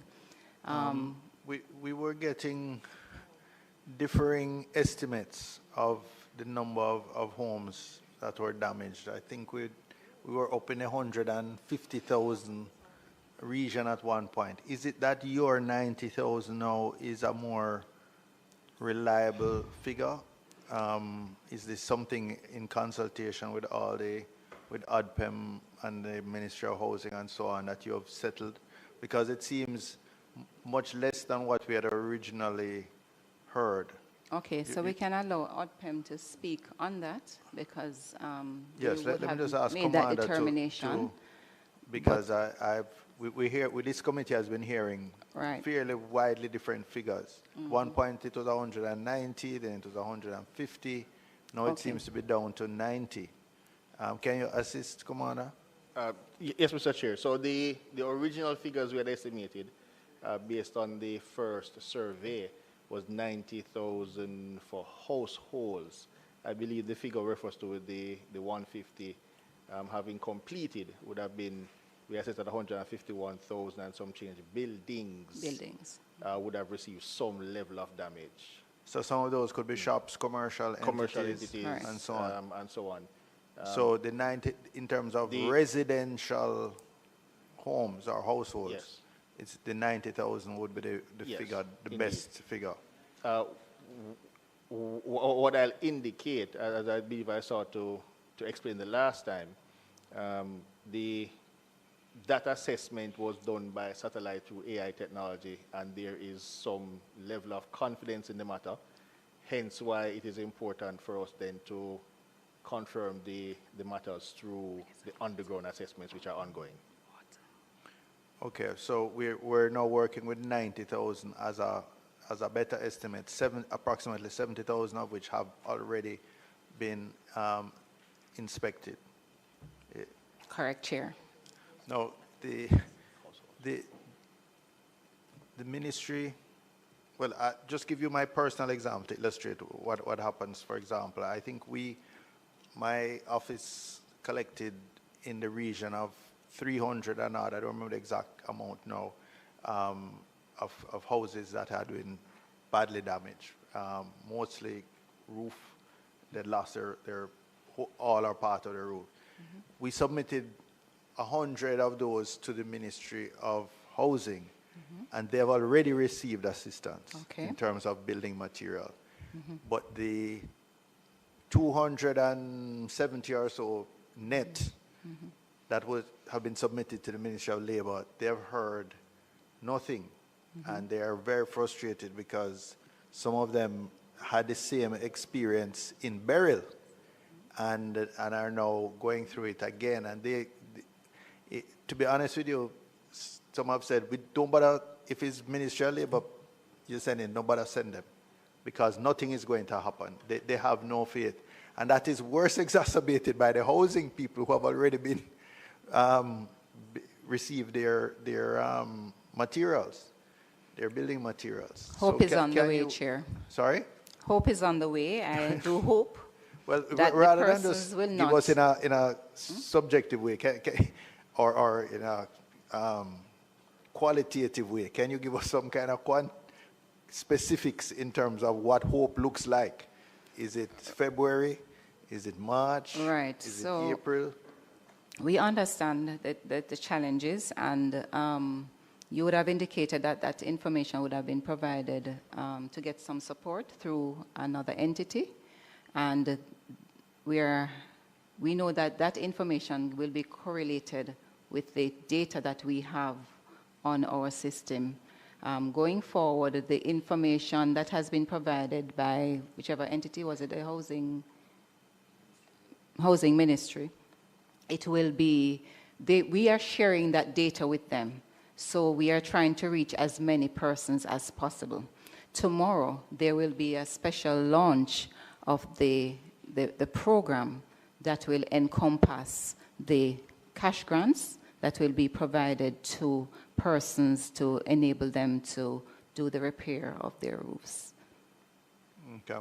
So we'll hear more. I don't want to preempt the launch of the program, to which many persons would have been invited. That would impact the persons who were not addressed in the housing thing, but you have done the inspection and have done the assessment. Correct. So that group would be hearing something. Will be accommodated. So that's part of the hope.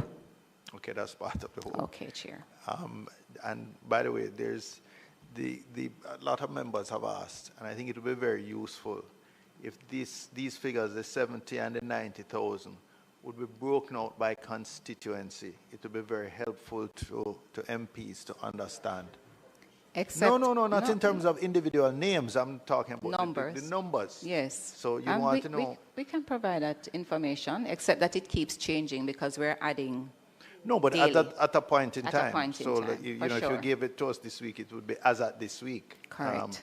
But PS, you've been very promising.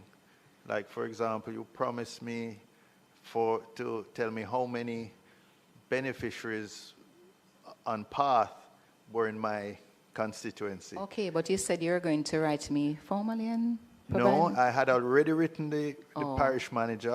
And I said I was not aware, and you said you would forward that and the communication parish to me. manager was contacted the following day by the CTD to give the go-ahead, and I still have not received well, 6 I'm not weeks aware. or so later. I'm not aware, Chair, but we can correct that.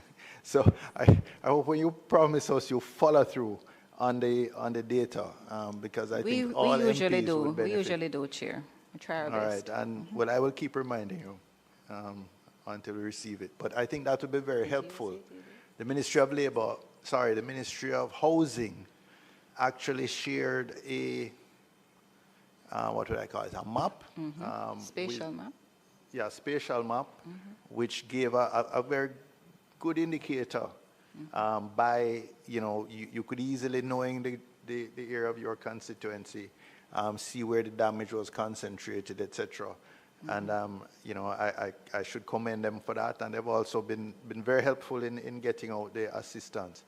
But we'd love Ministry. So they're using our data? They're using your data? Yes. Okay, maybe their data analysts and data miners are more skilled than yours. Mr. Crawford? Chairman. Well, Chairman, firstly, I want to start by thanking the Ministry of Labor, because since their last attendance, I personally have seen an improvement in the facilitation of the members of Parliament, or of me as a member of Parliament, and their personnel have been coming to meet with my team and going out asking for our list, and I am grateful for that, because we were all adamant that we felt left out initially, and since then have not felt left out in the assessment. Now, I don't know of the information or the decision process for when people get, but the people are also in states of high desire, and they are going to call sometime before it is reasonable to decide. So they have been calling too, but I must commend that I have been engaged. I can't talk for everybody, and the team there must be commended. As it relates to persons that have lost their jobs due to Hurricane Melissa, private and public, but in particular private, what is the policy, the plan to assist? And I'm speaking specifically to persons that are hospitality engaged, both directly to hotels and to hospitality supporting industries that are now closed and expected to be closed for a period of time. What's the plan for those persons? In terms of those persons who have lost jobs, we know we've been trying to assist persons, not necessarily those in the hotel sector, but those that have come to us in terms of rehabilitation grants that would enable them to maybe start a business or support them through other social intervention in the interim until, because we expect that will see some improvements later on in terms of the opening of the hotel sector in the short to medium term. So we are open to assist where we can once the budget is available. We are also going out to assist persons through job fairs. We've been partnering with entities that have indicated that there are vacancies. And we also encourage persons to submit their resumes on our electronic labor exchange platform that will enable us to match them with jobs that are available as well. So that is the support that we are providing right now. As it relates to those same people, is there a procedure that they need to follow? Is there a call for applications, or it is really just based on their own initiative? I wouldn't say there's a call for application, but certainly when we have the job fairs, which we have been ramping up given the circumstances as well, we advertise, we send these out, the flyers out, they're on our social media, we have been sending them out through the parish offices, I'm sure they're going through the MPs as well, several channels, so persons can participate. So that's a channel we have for that. But outside of that, they can contact the parish offices. Our social workers are also on the ground, and they can identify cases and make recommendations to persons as to some of the suite of programs that they can participate in. Some of those who were on contract, and are there any obligations for payment when these contracts are ended because of closure from the hotels, the private engagers? Well, I don't want to get into the contractual arrangements that persons would have had with their employers, but that is totally dependent on what their terms and conditions are. So there is no recommendation from the Ministry of Labor to those persons as to how you would prefer for them to be treated? Well, if it's a case that I don't know if the arrangement is temporary or if it's a closed contract. Then if the contract is terminated, then the procedures would apply. We're moving into the realm of speculation because the PS couldn't know what the terms of these contracts are. No. Chairman, I don't know if you can allow me to participate in the committee, but I find that you consistently answer the questions I'm trying to understand. I have to maintain a balance. I understand the balance, but if the PS don't have the answer... It's difficult to ask the PS to comment on private Chairman, arrangements. I'm trying to figure if there's going to be... But we give guidance to persons. But when they reach out to us, we give them the guidance that they need in terms of how they can proceed. Contracts for which acts of God have had an impact. Force majeure, I believe, is a term. There could be recommendations to these private persons as to how we would prefer for them to act. For these persons who would have broken contract and come back on within 2 weeks. There are some hotels that have indicated that they will not be opening for a year, indicating that persons who were normally independent might become dependent. I'm trying to understand if the Ministry of Labor have engaged these particular persons, entities, with a recommendation of a preference for a treatment, or from a government standpoint with an implementation of a program for these persons. That's really what I'm trying to understand. And again, I would say it depends on what their contract terms are, but where they need the help, we are available to guide them in how they can move on from their contracts when they are terminated. And as I had indicated earlier, the support that we give to those persons who are unemployed and we may need to venture into support, I mean, in businesses, micro or small businesses, we facilitate support to them. We actually have training, we give them guidance, we assist them in resume writing, we take them further so that they can move on to improve their own livelihoods. Okay. So additionally, we saw the supplemental didn't have a increase in the PATH program.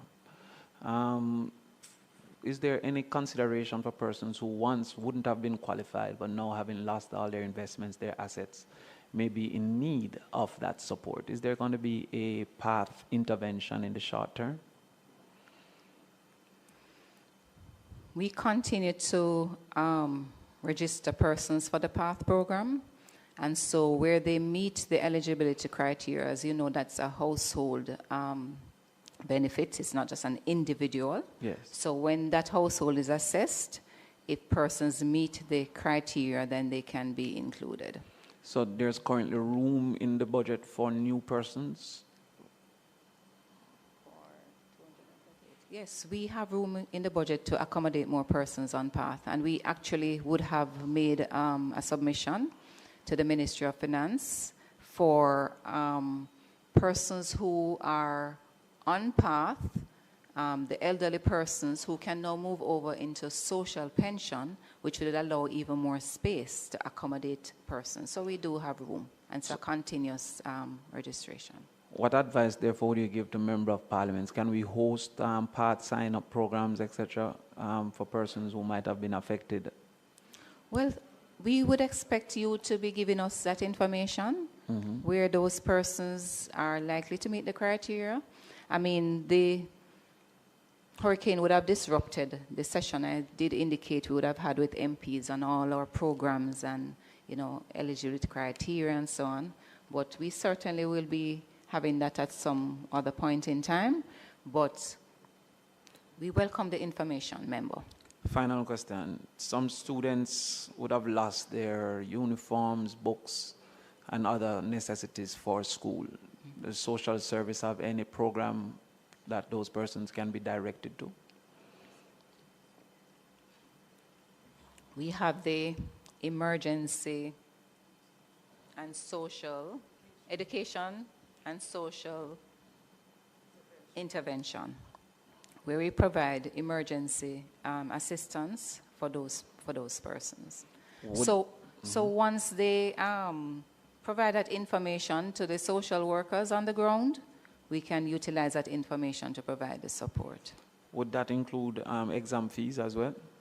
No, we leave exam fees to the Ministry of Education. Okay. All right, thank you. You're welcome. I have a list, but just in a follow-up to Mr. Crawford, while you may not be able to hold the forum or the workshop that you had planned to for MPs, can't you put together a resource package? I was just going to say we will collate the brochures and MPs' so on. offices, in a sense, already act as resource centers, a sort of first point of contact for a whole range of needs. Yes. So if you could share that, an electronic Indeed, package. and we have most of that information on the website, and soon we will be launching our MLSS services booklet that you all will access. Okay, great. All right, Mr. Phillips, then Mr. Clark, and then Ms. Birchall. Thank you, Chair. Madam Pierce, let me start off like the other members in commending especially the team from Manchester in their response right after the hurricane. But I have a few little issues that I think that if it is, and I think it's really just how it is that we operate as one entity, including the members of parliament. Because in an emergency, I find that the members of parliament are left out, and it's not just your agencies, basically right across government, as part of the response to constituents in our case. And we are generally the first respondent on the ground, ourselves and the councillors. And I find that even in the distribution of care packages, the members of parliament before, I mean, we got a pre-hurricane set of resources which could not have been even dealt with until after the hurricane, and even then there weren't any entities for us to purchase anything. But then as a member of parliament, and when I asked the ministry for assistance, we were told that they're not going to be going through the members of parliament. Yeah? And then when we are the ones that are on the ground, having the Ministry of Labour not having the human resources, because you had persons who were affected, who works with the ministry, but was not able to respond in a timely manner in many cases. And this is going to be a recommendation that I'm making through the chairman, really, because even when we're asking for information on persons who have received, because then, you know, you have Ministry of Labour giving, you have the JDF giving, you have the members of parliament giving, so that there's not a duplication that one household is getting more than the other. The response is that there's a Data Protection Act, and I understand that, and that those names cannot be shared with us. And I see myself as a part of government itself. Right? Yeah, right? But we have to find a way, and OPM is here, that in the matter of an emergency like this, that there may have to be some suspension of the Data Protection Act. Because I can tell you that it happened in the hurricane prior to this, where more than one person in a household got a grant, a cash grant. I know of one who said that her daughter and her son got out of one household. They didn't use the money for what it was intended for. One said that she took a vacation with the $150,000 that she got. Yeah? But in this instance now, I can guarantee that there are going to be one person in a household getting from you and another one getting from the member of parliament. And I want to know if it is the policy of the Ministry of Labour that whenever you're giving out those food packages during a time like a hurricane or any emergency, flooding, if it is that the policy is that members of parliament are not able, or the councillors or whoever, to receive packages to be able to assist in the process. Because we started out that they can't give it to us too, because the TRN and name had to be given. I hear a person saying that that is not so, but it is so. It is what we experienced. Is that the policy that members of parliament are not to be a part of? That's a tricky one, member.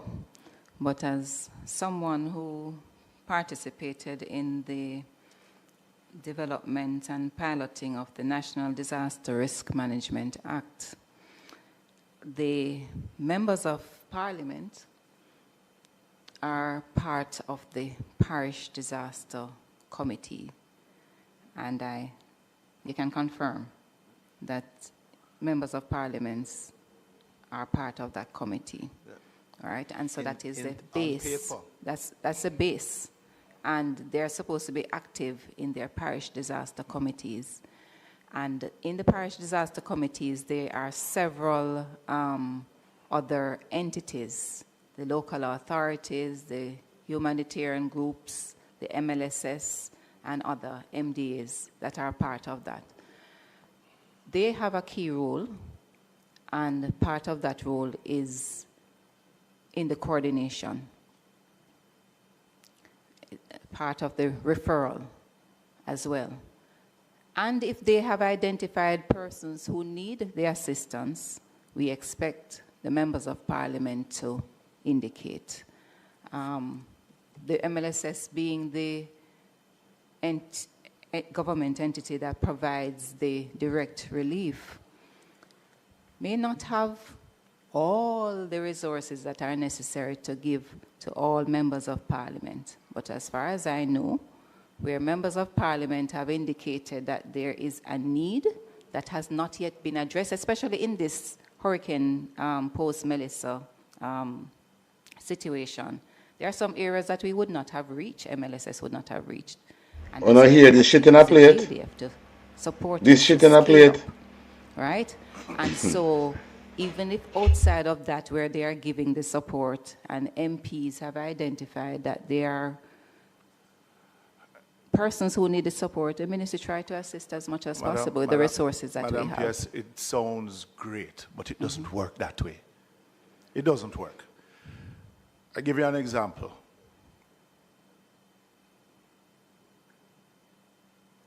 The section of my constituency that got the worst damage, I'm heading into that area.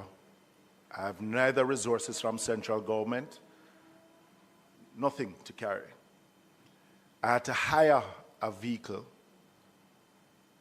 Thanks to Ministry of Labor, I got a couple mattresses. But then I could not get any food packages unless representatives from the Ministry of Labor was able to carry them. No, I'm just telling you what is the reality out there. You are saying one thing that we should be. Even when the JDF is coming into my own constituency, I was not notified. I could be a part of the advice of where to go because we have already gone to that area, so you need to go to another area. But where in all of that, I become enough, make me sometimes get to direct it other way. But where in all of this response is the member of parliament? Because we are generally hearing by the way and not being the first response. When Andrew wants to buy vote, them know which part to go. When you hear what this, you know, hear what Philippa say, eh? Me say we need to start prepare ourselves to go beat the Labour Right MP them, and we serious, you know. So no need to call in a local hardware and ask them if they have pickaxe stick, shrubbery stick and hose stick, and tell them if you put it on one side because you're going to need it to beat Labour Right MP. I know might feel like a joke. And we serious, we want to beat them, you know. Melissa going to make we beat out their ass. So, may then go and feel like the security where they have a bodyguard, them can stop them from get licked. One time one man make up his mind and say, if I'm go broke 2 hand and broke 2 foot, but me go broke 2 anything happen, we're not going to learn. And the only time that you ask me for information is unless you can't get the information yourself. And that should not be our role only. I agree. But, and even post-Melissa, we've encouraged the ministry representatives to reach out to the MPs to say that we are in this area. And I know that has been happening. Sometimes the difficulty was with the connectivity, not reaching the MPs, or just trying to respond as quickly as possible based on the emergency and the need. I'm going to give you an example. The minister is coming to Northwest, border of Northwest and North. And this is a be a garbage, just a blood clot warring girl come a contract. This is a blood clot cranny looking body girl. And this is a be a madness. She look, hey, I'm gonna take this thing for a joke, you know. But one of them day one time I come out of parliament, I go buck up on one crowd outside, I plan for living at that blood clot. No go on. Northeast Manchester.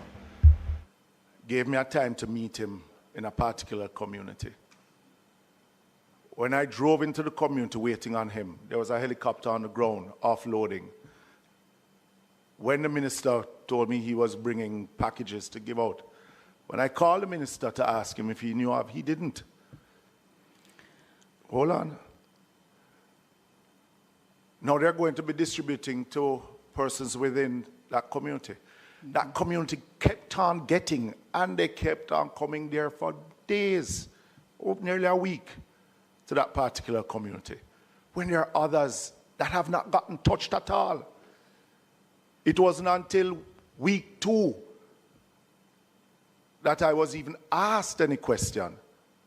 And it is because I said to them, don't come in here until you have a conversation, because we would have given, others would have given, and there are others that are not getting. The greater point that I'm making is that Melissa has taught us a lot of lessons. And it cannot be business as usual. And if we're going to be efficient, because the resources are not great, then we can't keep on doing things the same way for a different result. And I'm just asking that as the elected representative, that whenever... And one of the lessons when Melissa has taught us, under no circumstances, Andrew Holness must finish this year in a parliament. That are the biggest lesson Melissa taught us. Under no circumstances, Andrew Holness must remain in our parliament. Andrew Holness must go try and win a seat with Paul Buchanan. Andrew Dirty Michael Holness must try go win a seat with Paul Buchanan. Under no circumstances, the other new era in the matrix must kiss Andrew Holness in our parliament. Under no circumstances. By all means necessary. This year, Andrew Holness must out of our parliament and everybody who associate themselves with him. And that is final, and we're serious, and we're going to make sure to make it our point of duty to make that happen. You're going in because there are too many duplications getting. Some getting more than others, and some not getting at all. And when I talk about join up government, we're getting the resources from Ministry of Housing. They can't get cash, but they have to go to the hardware. While Ministry of Labour is giving While cash. Ministry of Labour is giving a cash grant. And those same people, when you don't share the name with me, may spend it, some may spend it on other things, but they turn up at my office for housing assistance. Well, on that point, member, the information that has been shared with the Ministry of Housing, where they would have provided a grant, they are to share that information with us. No, so we wouldn't have that duplication. That's no. The duplication is you give a cash grant. That's fine. Not to the same person that I give to. That person doesn't use a cash grant for the intended purpose. This nasty looking girl already know what go on. So she sit down like she in a denial, like she don't know what the fuck go on. This girl know what go on. The blood clad cranny looking girl. She know what go on. She pretend like at the first news is to her dirty ears. The little cranny girl know what go on. And I pretend like then there was something a news to her dirty stinking ears. Me say we get fed up of these. Hey, Andrew, if you ever know how we blood clot fed up of you see brother? If you ever know how we fed up of your pussy hole.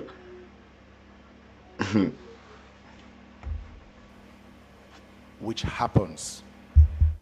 But then next month, that person turns up at MP Bunting's office asking for housing assistance. That's a duplication because you gave it for an intended purpose.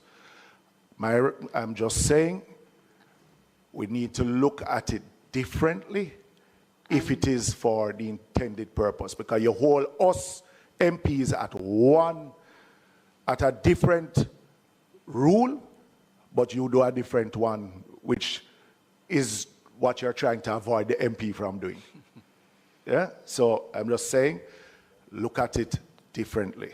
We have looked at it, and in going forward, as I said, tomorrow where they will have the launch of the program, more will be said in terms of the conditions that persons will have to meet in utilizing some of the cash grants that would be provided. But separately from the cash grants, PS, it seems that over time, we have evolved into a kind of hybrid model where in the immediate aftermath or at the time of the... Oh, you mean, but we have looked at it. We have looked at what... You know say it'll happen. So you don't need no time to look upon it. You know it'll happen. You know this blood clot channel dirty stink, dirty Andrew Holness to go down. You already know. You already know, so you come in a parliament and talk like, I pretend like you don't know where I talk. You already fucking know. Because you get Andrew Holness put up into this. You could never have that job if you not work on behalf of Andrew Holness. So you already prepare on what you have to do and what you're going to do. But not until Labour right MPs target big stick and big stone, then now gonna know themselves as yo. Disaster. MPs, elected officials are in the front line. We can't sustain it because we don't have staff. I mean, we either have to fund it out of our own pockets or get volunteers and so on, which you can sustain for the immediate recovery. And then you need to transition into a better resourced agency like SDC or so on. But I think this has sort of evolved in practice, but I don't think it's documented. So MPs sort of end up feeling in a only semi-legitimate role. Thank you very much. In terms of the operation, when I think we are really on the front line in the immediate aftermath. Some of us are out there even before the breeze stopped blowing. Yeah. So I think just in terms of, this is not a criticism, but as we go through these experiences more often, which is what we need to... Which is what we are looking at. As a matter of fact, some of the lessons we have learned in Beryl, we would have documented those, and we're just implementing when we were hit by Melissa. So Melissa has even taught us more, because then this is a category 5, which we have never had. And then the scale of response and the mechanisms and so forth certainly will have to be. Are the MP them should have do all of these relief assistance to the people them. The reason why Andrew Holness don't go that route, because them a plan for thief the money. And if they go the route of every MP assistant constituency, they're not going to be able to thief the money. Because if they thief the money, they might get show up. Because they might say, look what them people, look what the MP they do for them constituency. So how that not happen to full constituency? So they might have to go on a different route where they can thief the money. Are the MP them for response for them constituency, and the MP get for them team and deploy them team on the ground and make for them team deal with them and deal with and assist the people them. The people them not get assist long time. But under that strategy, Andrew Holness them can't get thief no money. And let me tell you this, Andrew blood clot, dirty worthless Holness. Because you're a worthless boy. Because when you talk thief taxpayer money and charity money is a pussy. I just make you know that brawling batty boy. So no respect no there. Over talking on TV, no respect no over here for you. You hear pussy? You give it that gone through the gate long time. So me gonna deal with it as a fucking thief you are. So me gonna deal with it as a criminal thieving boy. You thief charity money, you thief taxpayer money, and you want to sue we. So I tell you this bumble hole. Me tell you from last year, say, and Melissa gonna make you have to go run out of a parliament. And if you think say my word now come to pass, you make a sad mistake. Looked at going forward. And So we appreciate that. And also with the time frame, I don't know if it is that you're waiting until you gather all the names for those who have been damaged, but the time frame in response, and I'm speaking on behalf of those who have been affected. It has been raining in Manchester possibly every week since the hurricane.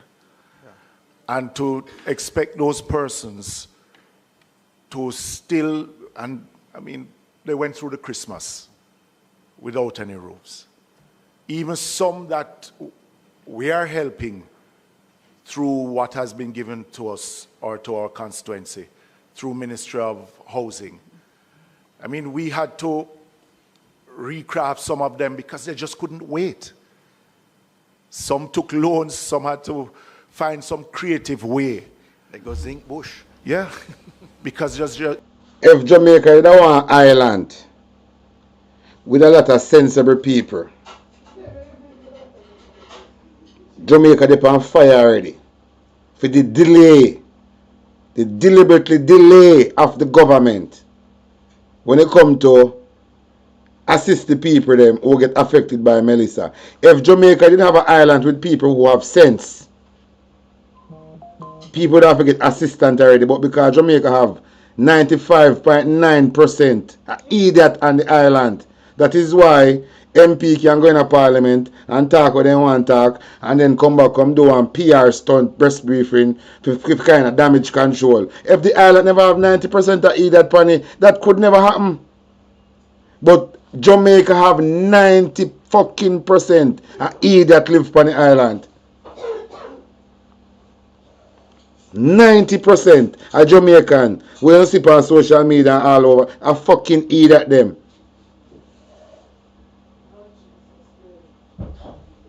In a no other country that could have, them are sitting there couldn't happen. Jamaica have 90% of idiot live down there. So when I hear them, now listen to them. And 90% of blood clot shit in a plate live on the island. And in no circumstances the island could have people without sense. And this carry on, said we. 90% of idiot down on the island. Believe, do the one maths. there was just nothing. And I think the response time, instead of us making these grand announcements and PR thing, get the people in a state that they can feel normal again. Because it is miserable out there when an individual, after months, still can't put a roof over his head or anything at all. Well made. I think we have to move on. We have two final questions from Mr. Clark and Ms. Burchell.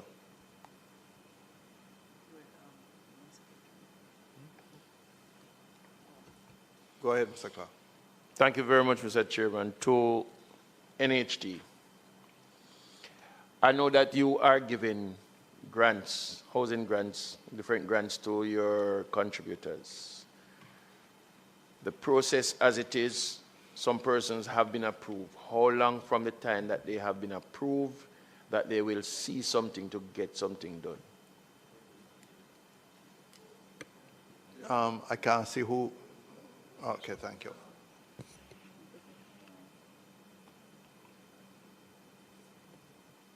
Go ahead. Yes, Mr. Chairman and member. Could you speak up? Just put it. Mr. Chairman and member Clark. And just to give you an overview. The last time we were here, we would have received 754 applications. Yesterday, we will receive 2,573 applications. Our total applications processed to date. Wait, so they said they're afraid? Below 1,000. Then if it dead out of the blood clot island. Total payments made to date. Oh, if they're afraid, this is cheap, then dead out of the island. To a tune of we're afraid to go. 100. If they're afraid, this is cheap, then dead out of the blood clot island. And you know what I say? Jamaica have 99.9% of blood clot idiot. In no other country, them are sitting there can't take place. Even in some of the African country, where the leader them more cruel than Andrew, where them a police are kill them flying, the people them still come out come protest and prefer dead. Looking at the African country them, when you see police are fire shot like blood clot and people are mobilized. People prefer dead because they want change. In Jamaica, they talk about them afraid. Andrew for just poison out of the blood clot island. Just kill on out. You can have one look at bumble whole dog shit. For that prison. And come now and oppress you know. One look at bumble clot dog shit. We should have that prison now. And oppress you know. Have police are killing off. Which part this could have happened? One criminal prime minister, one brethren who pretend to be the prime minister, who is a fucking criminal, with thieving way into parliament, and an oppressed way. Which part that could have happened? Which part that could have happened? A man who no win his seat. I give order to police, we send me to Jamaica. Which other country that could have blood clot happen? You know tell me? A fucking dog shit. When name Andrew Holness. When I win his seat. I give order to police to kill we. And when you sit down and you look a so good shot midget girl. I talk about you know the chair and the police. Too much murder then commit already since the year start. And when you sit down and who can tell me so you have sense? Who can come tell me so you have sense? Just to give an idea, the distribution in terms of application, 617 from St. James, 225 from Manchester, 303 from Westmoreland, and I don't want to park Westmoreland a little because we're having some challenges. Well, we had certainly in the early stages in terms of us being able to get to the affected persons. So we had to use various mechanisms. In St. James, we received 794 applications. Sorry, St. Elizabeth, my bad. And we would have processed 360, settled in terms of payment 251.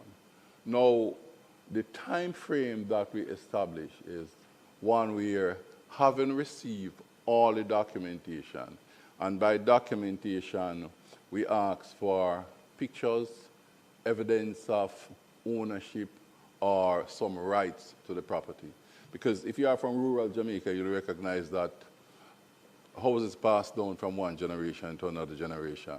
So you may not be in possession of a title. So we had to come up with other mechanisms such as the use of a JP, or recognized principal, or something to that effect.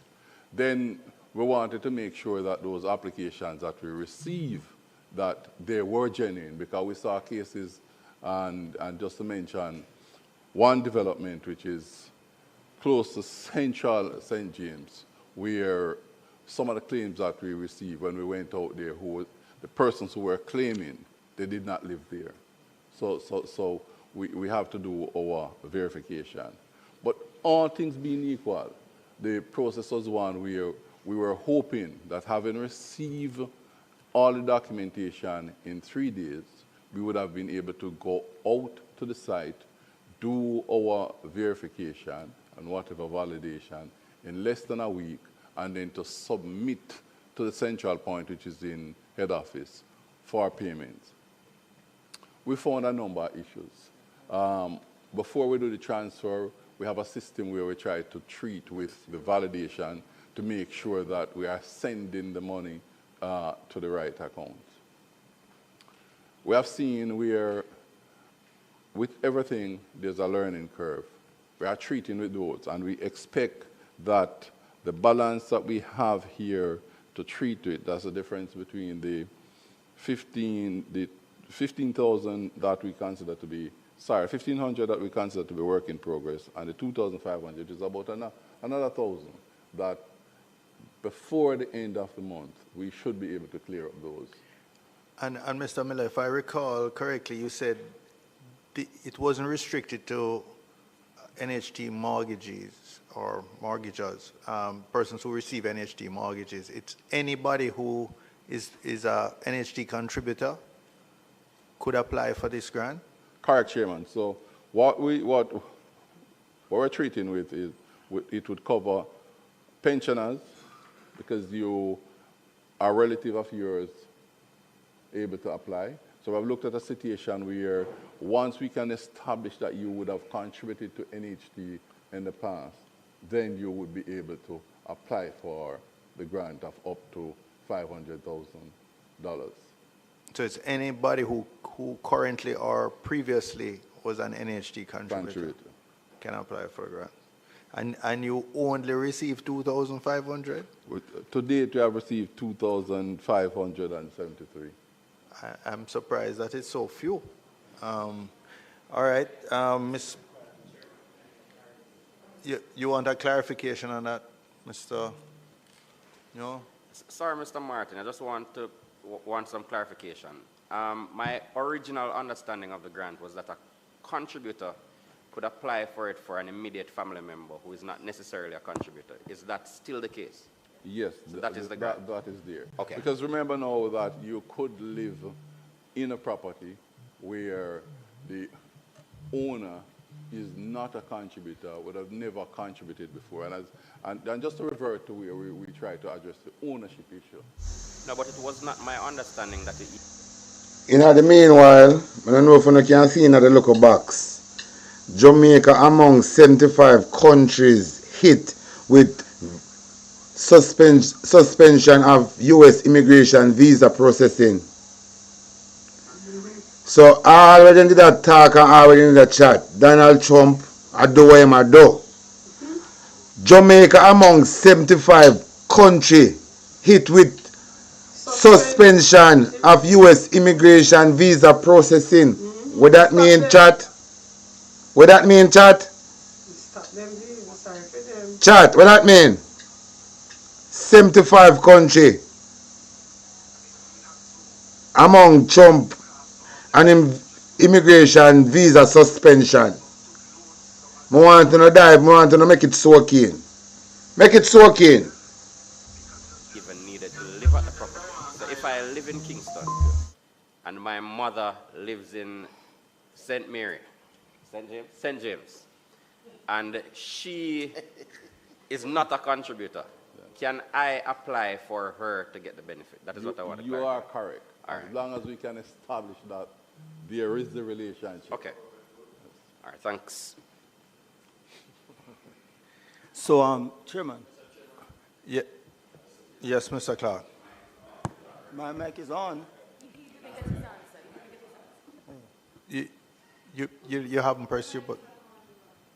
I'm trying to turn on your mic. It's not. Go ahead, Mr. Clark. Thank you very much. I'm still waiting on the answer that I asked. And I noticed that members who aren't willing to learn continue to ask questions over the question that I asked. So you repeat your question, because I'm sure Mr. Miller thought he had responded.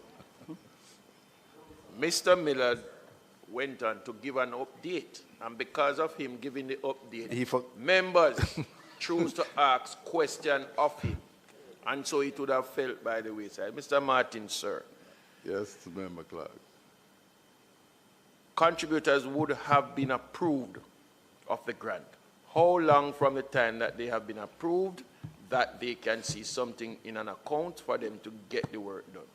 Once your application is approved by the branch manager, it's a very simple process.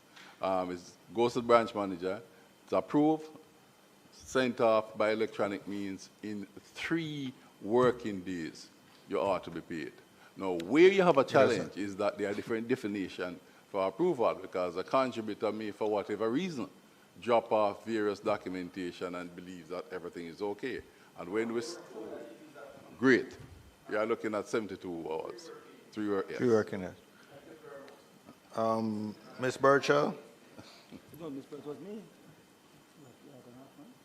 Ms. Burchell? Thank you. Right, so PS, I wanted to know. I wanted to complete with him. Okay, you can.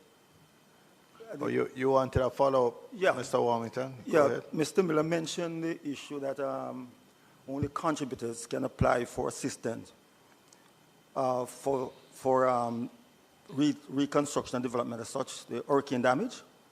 You're saying only contributors? Or their immediate families? Contributors or the immediate. Then I'm curious then. The church is not a contributor. So on what basis, how would you assess their application for loans and understand they're supposed to apply to housing trust for loans? And if they are not contributors, how do you assess them and approve such application when you are telling us now that only contributors can apply? In what category? How do you assess that? And they're not contributors?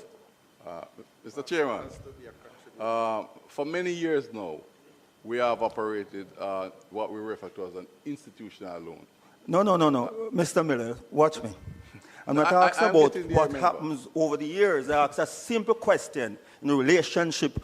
If the churches are not contributors and housing trust was established to assist contributors, and you are saying only contributors are qualified to apply, I'm not interested in institutional loans that have been done over the years. I'm asking how do you provide for them?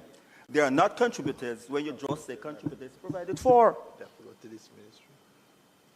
I am not aware, Mr. Chairman, of the specific case that the member is referring to. What we have in place is a facility that will allow, so you have churches that are a member of a larger umbrella. So, for example, take the Baptists. So the Baptists could apply for a loan, provide us with the necessary security. As we all know, they own a lot of land. We have found in the past. No, I'm not clear. Is that for residential development you're talking about, where they're acting as developers? Or it's for the church's own facilities? I think Mr. Warmington wants to know. Yes. In what capacity is the church benefiting if they are not a contributor and NHG was set up to serve contributors? It is not correct to say the church is not a contributor. No. Just a minute. Point of order. Correction. Can you provide evidence in this to this meeting that churches have been contributing to housing trust? How church going to contribute to housing trust? My brother, hold on. Mr. Miller. How can the church contribute? The church has never contributed a dime. What social security TRN they use? Mr. Chairman. No, what TRN they use to make that contribution? They don't. Mr. Chairman. Period. No, they don't. Please, Mr. Miller. The issue, you said that you don't know what specific I'm talking about. An announcement was just made last week. The provisions are made for them to get concessional loan from you.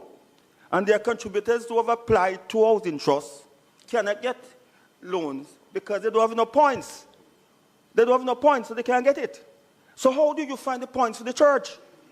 How do you arrive at that? I don't want you about institution and, umbrella church or Baptist or what have you. I don't, because I'm saying the church cannot.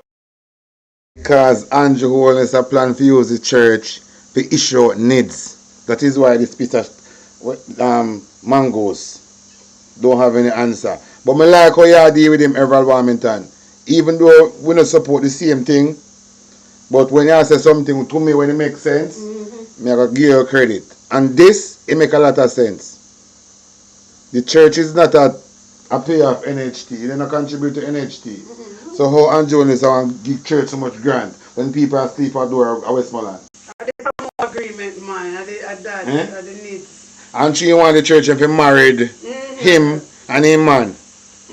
He want sweet up the church now, so the church take side with him if he start married him and him look a boyfriend when I keep with Juliet Holness.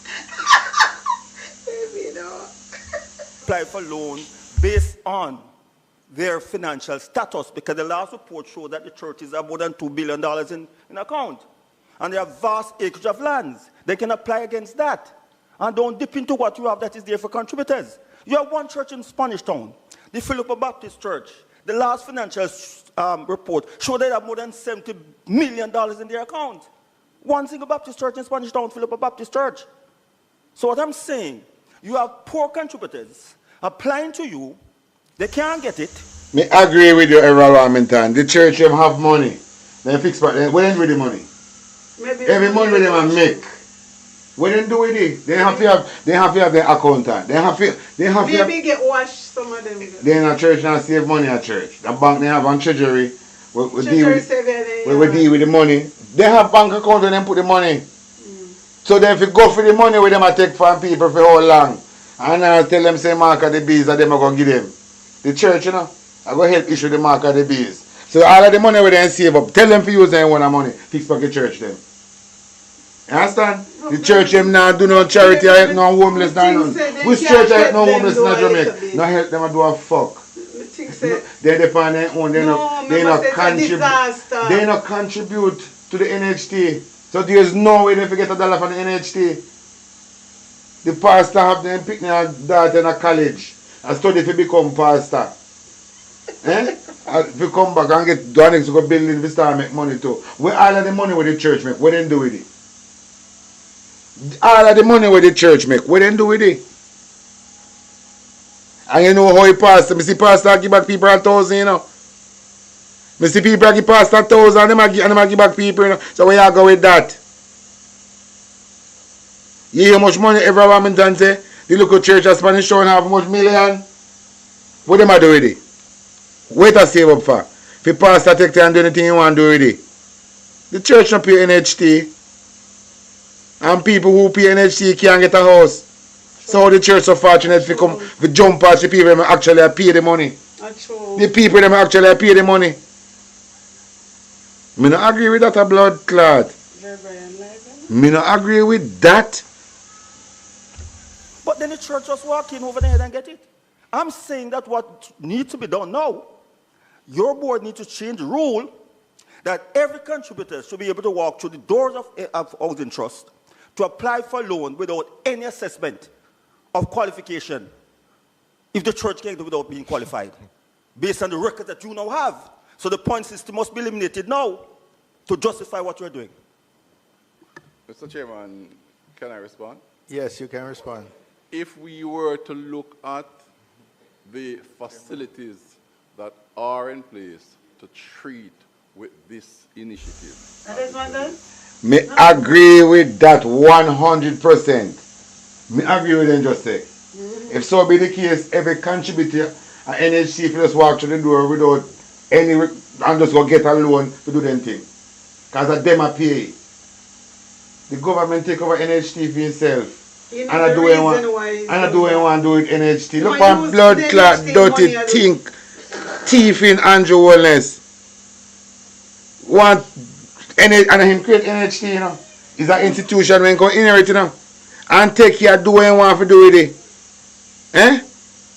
Dirty think, thief in dirty Andrew Wellness. Want run Jamaica like the Republic. Hey, let me tell you this bomber wall. You will never rule Jamaica in a republic process. Let me tell you that blood clot. You can never run Jamaica but as no president now. You must be mad. You must see now you look a blood clot, mad brain. Andrew Wallace say, come out of bomber clot island and go away.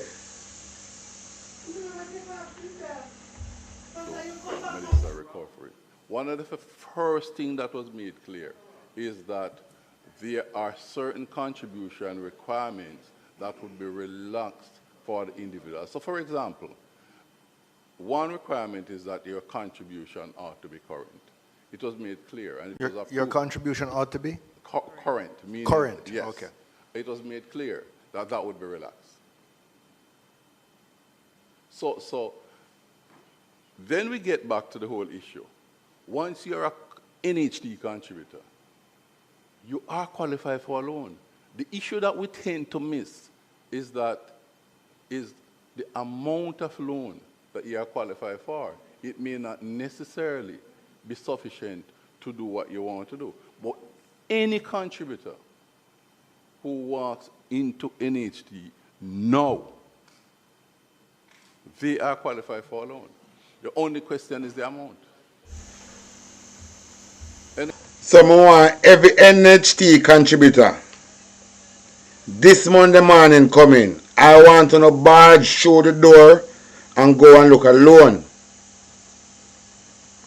From is a contributor NHT, go and look at loan. The contributor that is current, but under the Melissa relief, you can we relax the section to treat with you being current. And Right. that's the reason why we were able to say, once you have contributed to the National Housing Trust, then you can benefit. Okay, we understand that though, but I think it's a different point. I think it's a different point Mr. Warrington is making. Tell him. Tell the dog But shit. Before you follow, though. Tell him. What is, I'm trying to understand myself because I think Mr. Warrington caught up news release that I didn't.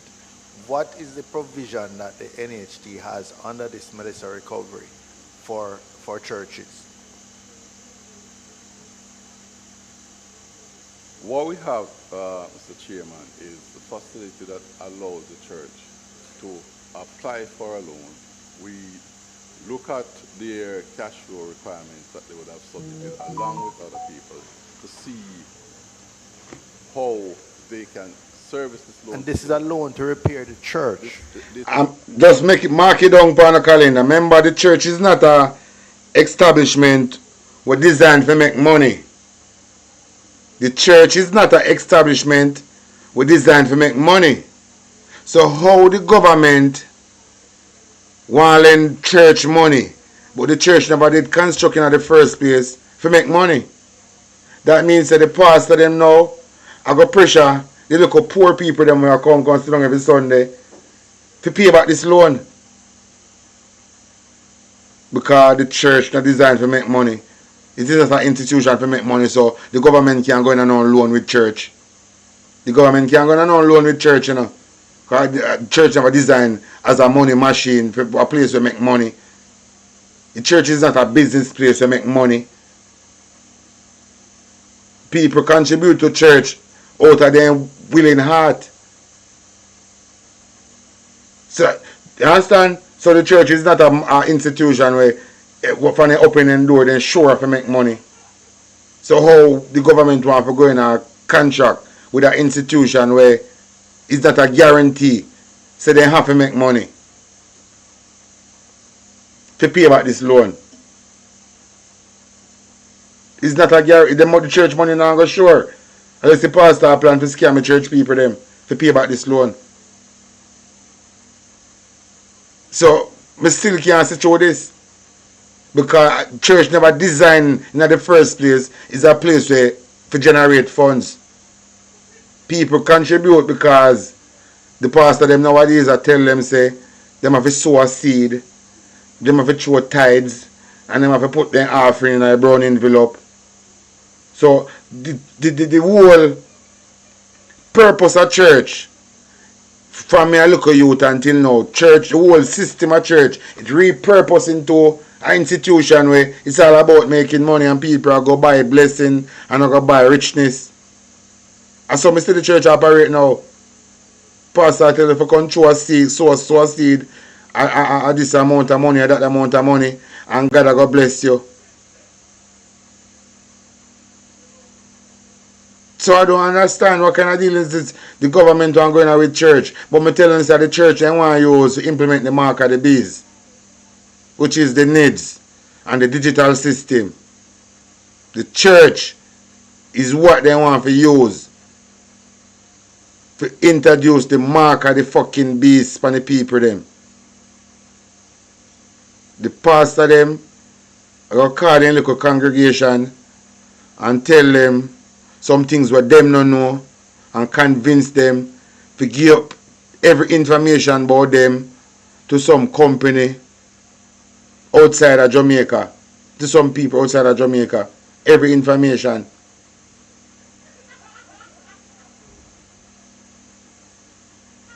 the database, I got the outside of Jamaica with everybody data. This is dangerous.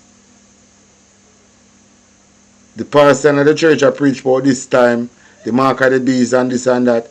And when it come one time, the mark of the beast system really implement and the people them, the pastor are the only people them who blind, who don't see this. I can't wrap my head around this. I should have followed the pastor them and look out against this evil system what these government want bring in for the people them. But the pastor them a play along with the agenda. The pastor and the church congregation a play along with the agenda. The only thing the church congregation have a problem with are the gays them. The only thing the church come out and look out against are gays. But the mark of the beast system, what they want to put in, what them a preach about from Wappy Kill Philip, them a help distribute this system and don't even fucking know. So now the church institution and the government become friends. The church, we shouldn't oppose the corruption of the government. They are friends now. Them are bench and body. The church and the government become bench and body. The church should not oppose government corruption. They say money are the root of all evil. And even the church get deceived by money. The so-called church get deceived by money. This is a loan to assist in terms of the replacement of the roofs. Of the church, as opposed to a residence. Right. Okay. But if I may. I just wanted to get clear in my own understanding. Yes. But go ahead, you wanted to make something. But if I may, and sometimes when we talk about getting back the life of Jamaicans to a point where they are reasonably comfortable. For most of us, Mr. Chairman, and I know that you are aware of life in rural Jamaica, the church is a very, very important part of what? Remember and I were talking about You see, the thing about it, you know. I know the importance of the thing about this, you know. You see your personal feelings where you want to think about the church. You can't bring your personal feelings in this, my brother. Your personal thing where you want to have about the church. If you think so highly about the church, you take your salary, go help them. But the church not contribute. The church not pay tax. The church not do nothing. So all of these money we pastor make, what then do with it? What then do with it? What then do with it? What the purpose of all of these money? What the church make? What is the purpose for this money? If the church them did I use then tithes and offering, I go around and I help the less fortunate on the island, I could agree with this proposal. If the church them, the amount of church in Jamaica, if them did a practice what them preach, nobody would not go them bed hungry in Jamaica because we have the most church per square mile anywhere else in the world and Jamaica. If the church did a practice what them preach, in Jamaica wouldn't have nobody that got them bed hungry. If the church are deal with love and righteousness, all of these money where the church them make, them would have helped the less fortunate.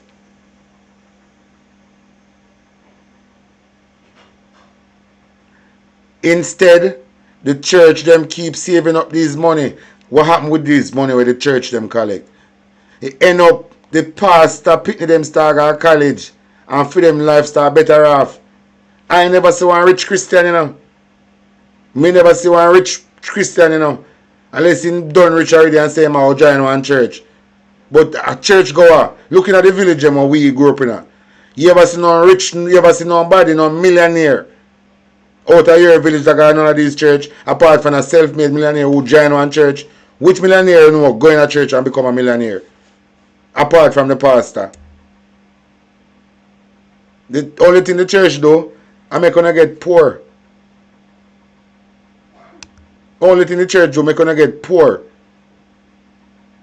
And make gonna become fearful. And I'm gonna question nothing. Without King James saying one piece of the Bible and writing theme ideas of what him think. I don't know nothing no way about that. So if a church should have do like community work, real proper community work. Me not talk about going down one street at a night time but keep on look a street meeting. No. Me talk about literally I work like food for the poor, like how they see the food for the poor with a design for going and help people. Me never say them a help people, but a same type of design. And them a make the offering, and them a go around, and them a help the people them who don't have it, build up house give people who don't have it, and I do all of these type of work to give people a sense of hope. No more agree with this. When I say no man, the church have to get something, man, because remember the church, I help the church, come much things the church, you know? But the money where the church I make, we don't know where it gone. So the pastor have to go in and bank account now and take out what he have and set up back in church if he really want to do him church. Because one time when they want the church on the battlefield for help to fight against this corruption, only Peter Chambers and Mark Stewart alone used to come out. There is a church and a paper meeting them a keep on live, on TikTok live, and a big lion and double tap.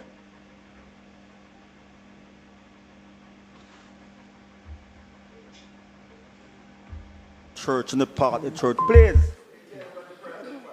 No, they can't pray for me. They're not qualified enough.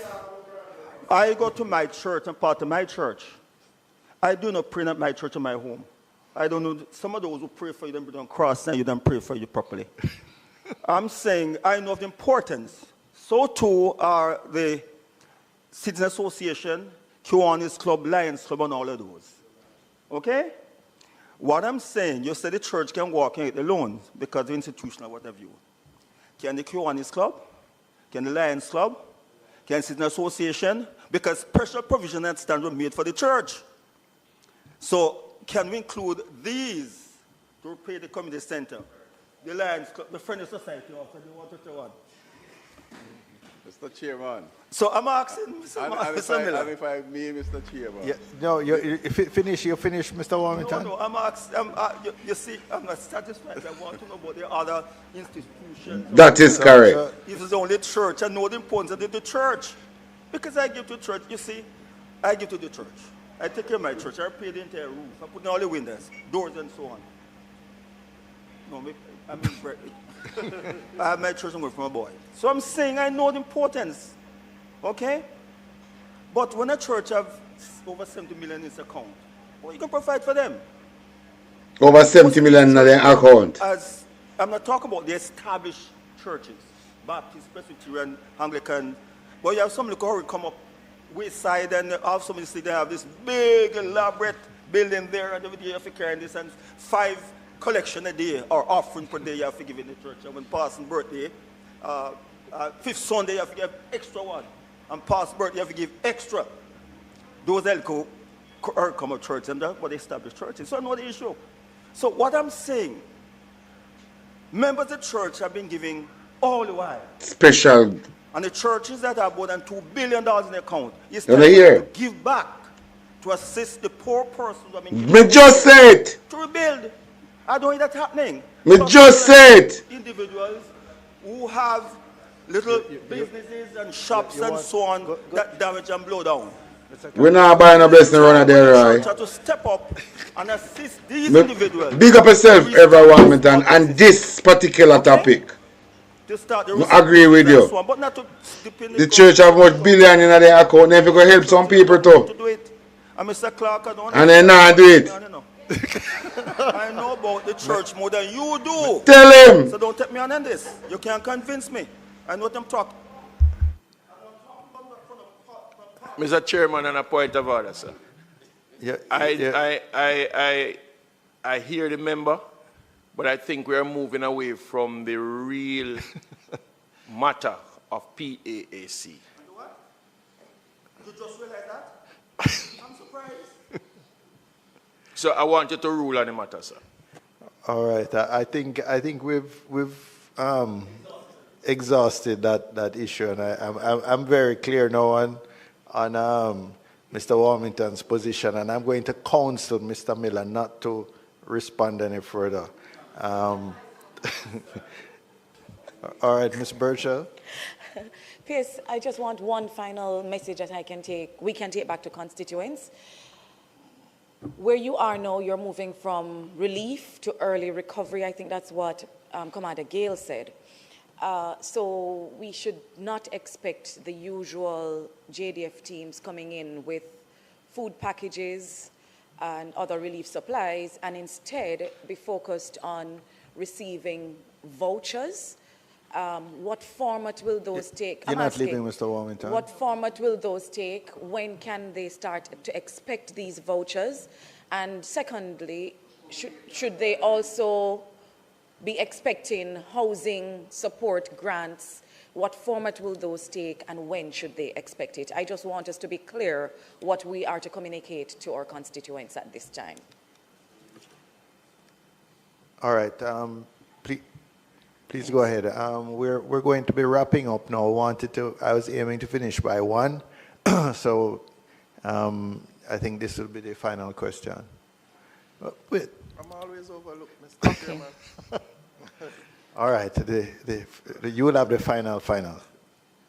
Okay, member, in terms of the information to your constituents, yes, we're moving from relief to recovery, and already the GADF team has scaled down, if not totally completed their assignments.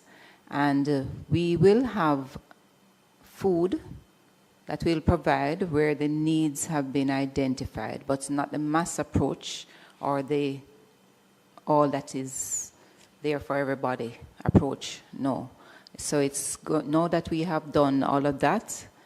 When we're doing the assessments and we have identified persons who are still in need, we prioritize the most vulnerable, the persons with disabilities, the senior, the elderly, especially those living alone and the like. In terms of the payment, we are hoping to do that to start in January. And I said tomorrow we'll provide additional information. So your constituents will also be advised. Because the JH Diner... As part of the recovery program. The JH Diner did both the housing impact as well as the needs assessment. Yes, sir. Simultaneously. All right. All right. Yes, Mr. sir. Morris, you always have the last. A quick question for Mr. Miller. When is the deadline for the submission of applications for this very same grant? And if it is that it's very close around the corner, I would like to know if there's any plan to extend the deadline so as to facilitate more persons out there who could benefit from this grant.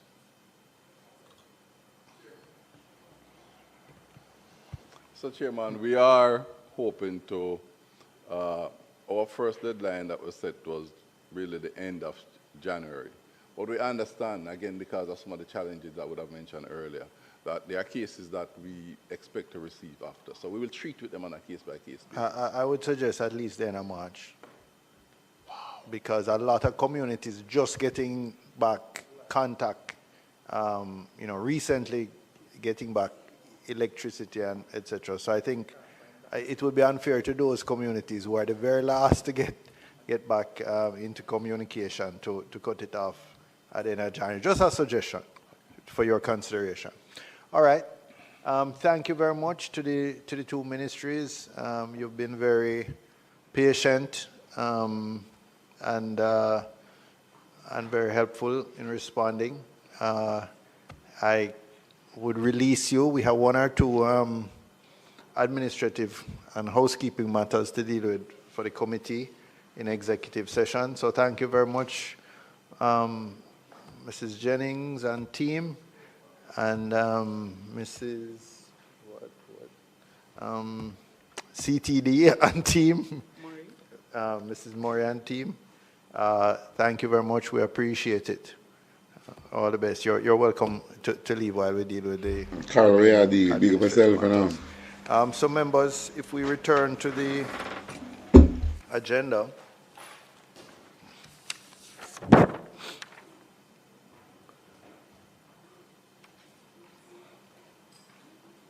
first, I know Mr. Warmington had a particular interest in... I came in late and I gave indication from yesterday I'm going to be a little late this morning. Right. The issue with the JPS, what excuses we got today for them not being here? I had shared with the committee that the CEO had called me personally on Monday to say that he had planned to return to Kingston. Apparently he's based in Westmoreland now, but he had planned to come back into Kingston on Monday to, among other things, address this committee. He said there was a fatal accident involving a convoy of overseas linemen that had four fatalities, and that it was essentially they were traumatized, and it had the potential to affect the ongoing restoration. And he felt it was important for him to be there to deal with the matters on the ground and ensure that restoration continued. Now, I give it to you as I received it. I don't believe that's still enough. Does he drive a hearse? Look, this is the third time we've got excuses from JPS for not being here. I think it's a matter of level of disrespect. God, no. It's a height of disrespect and disregard for Parliament. If you have that disrespect and disregard for this committee, it means it's for Parliament. Sure. And I'm moving that way, issue summons or subpoena, whatever it is here, for them to appear before this committee. Sure. You cannot take this step of disrespect from any other institution. And Sure. they're the only one that appeared like Listen. issue is, and this is why my next private member's motion will be dealing with sanction for people who show disrespect for Parliament and contempt for committees. As it stands now, we have nothing in law that you can, sanction them with. So this is a part that I'm coming with now, because this is height of disrespect and disregard for the institution of Parliament. And I must say that was the sense of the committee at the last meeting.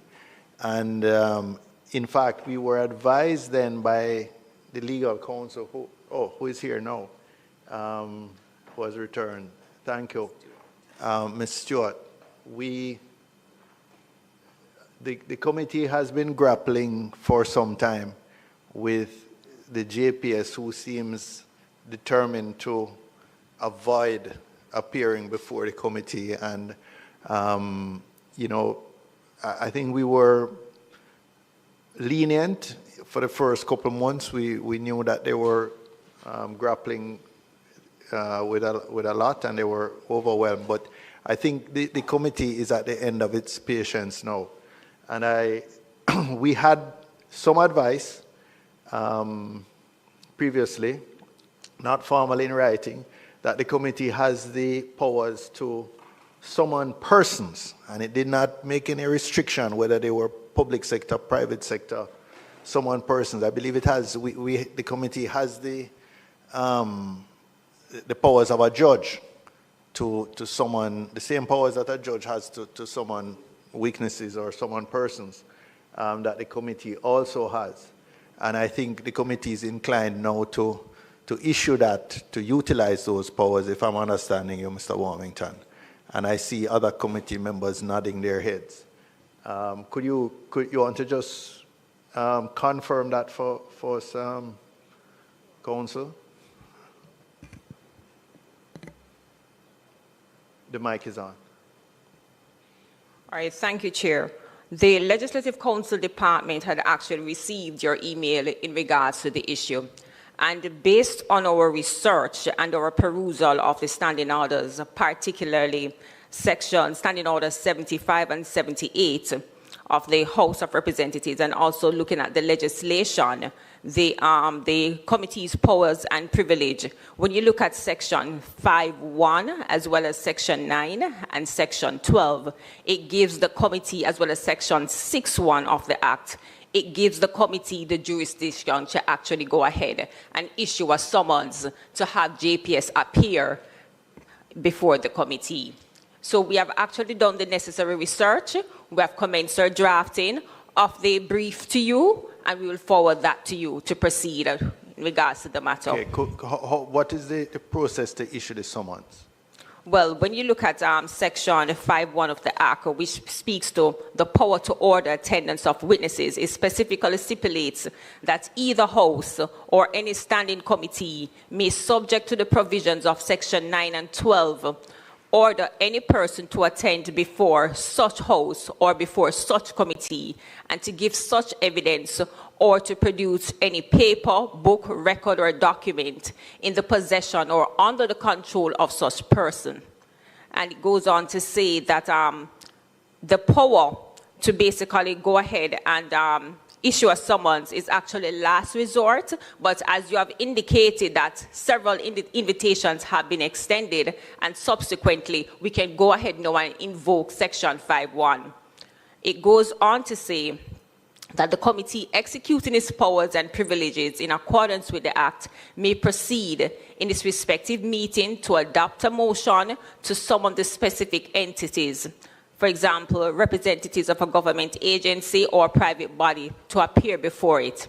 Section 6.1 of the Act, which entails attendance to be notified by someone, stipulates an order to attend, to give evidence, or to produce documents before either House or a committee shall be notified to the person required to attend or to produce documents by a summons under the hand of the clerk, issued by the direction by the appropriate authority. In this instance, the appropriate authority is the chairman of the committee. All summons issued under section 6.1 shall, in compliance with section 6.2, state the time and place where the person summoned is required to attend and the particular documents which the person is required to produce. Now, summons in accordance with section 6.3 of the Act may be served by an officer of either House or a constable. Right, so that's basically section 5, section 6 outlines the procedure. Okay, so as I understand it, then this House would just, this committee would just pass a motion to summon the CEO of the Jamaica Public Service Company Limited to our next sitting, which would be on the 28th of January at 10 a.m. at Garden House.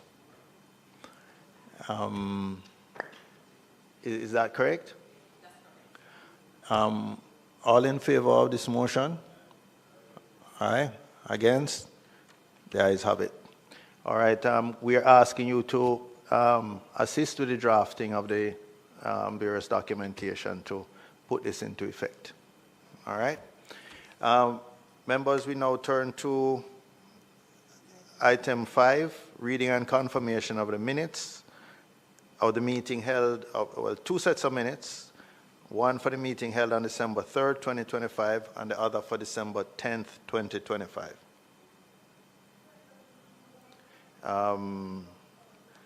Can I get a motion for the adoption of December 3rd? Mr. Member Phillips and Member Clark. And for all in favor? Aye. And for confirmation of the December 10th, 2025 minutes. Ms. Lee? Oh, sorry, I thought I saw your hand going up. Your motion, yes? Move. And Member Morris, seconding. All in favor?